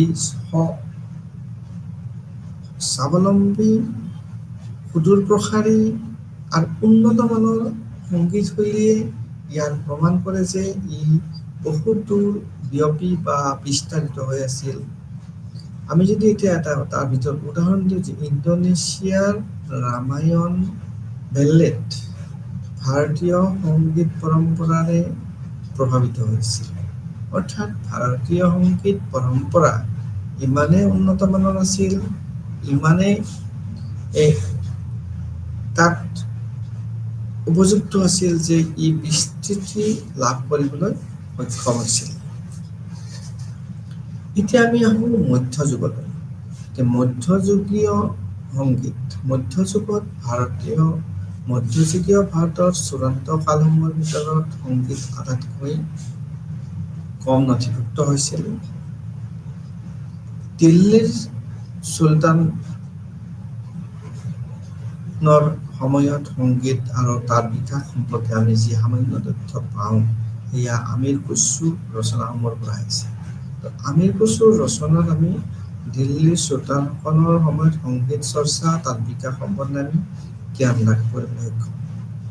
প্ৰাদেশিক ৰাজ্যসমূহৰ ক্ষেত্ৰতো এই অৱস্থা প্ৰায় একে। অৰ্থাৎ তাত যিবিলাক প্ৰাদেশিক ৰাজ্য, তাতো সংগীতৰ চৰ্চা বা প্ৰচাৰ প্ৰসাৰ সম্বন্ধে আমি তেনেধৰণে তথ্য লাভ কৰিবলৈ সক্ষম হওঁ। ঐতিহাসিক তথ্য অত্যন্ত আৰু কেতিয়াবা কাহিনী আৰু ইতিহাস পৃথক কৰা কষ্টসাধ্য হয়।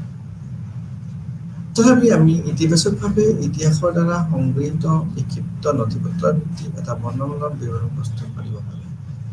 আৰু তাৰ পৰাই আমি কিছু জ্ঞান লাভ সক্ষম কৰিম মধ্যযুগীয় সংগীত সম্বন্ধে। মধ্যযুগীয় সময়ৰ সংগীতৰ আটাইতকৈ পুৰণি লিখিত গ্ৰন্থ হৈছে সংগীত ৰত্নাকৰ। সংগীত ৰত্নাকৰৰ যোগেদি আমি বিভিন্ন ধৰণৰ সংগীত সম্বন্ধে আমি জ্ঞান লাভ কৰিবলৈ সক্ষম হওঁ। পুৰণি লিখিত গ্ৰন্থ আৰু এই মধ্যযুগত কেনেধৰণে সংগীত চৰ্চা কৰা হৈছিল, তাৰ প্ৰসাৰ কৰা হৈছিল, প্ৰচাৰ কৰা হৈছিল, সেই সম্বন্ধে আমি জ্ঞান লাভ কৰিবলৈ সক্ষম হওঁ। এই গ্ৰন্থ আজিও সংগীতজ্ঞসকলৰ দ্বাৰা অধ্যয়ন কৰা হয়। এনেকুৱা নহয় যে এইখন বাদ দি পেলাই সংগীত চৰ্চা কৰা হয়। আজিও বৰ্তমানেও বিভিন্ন ধৰণৰ সংগীতজ্ঞই অধ্যয়ন কৰে, সেই সম্বন্ধে জ্ঞান লাভ কৰিবলৈ যত্ন কৰে। ইয়াক সাৰংগদেৱে ৰচনা কৰিছিল আৰু তাৰ ৰচনা কাল আনুমানিক আমি যদি চাব যাওঁ 1210 পৰা 1247 চনৰ ভিতৰত কৰা হৈছিল। দেৱগিৰিৰ যাদৱ শাসকৰ দ্বাৰা পৃষ্ঠপোষিত হৈছিল। আৰু তাৰপিছতে আমি সামৰণিৰ দিশলৈ আহিম আৰু ইয়াতে আমি আমাৰ আধুনিক যুগ আৰু ইয়াতে আমি সামৰণি মাৰিম পাঠ্যৰ।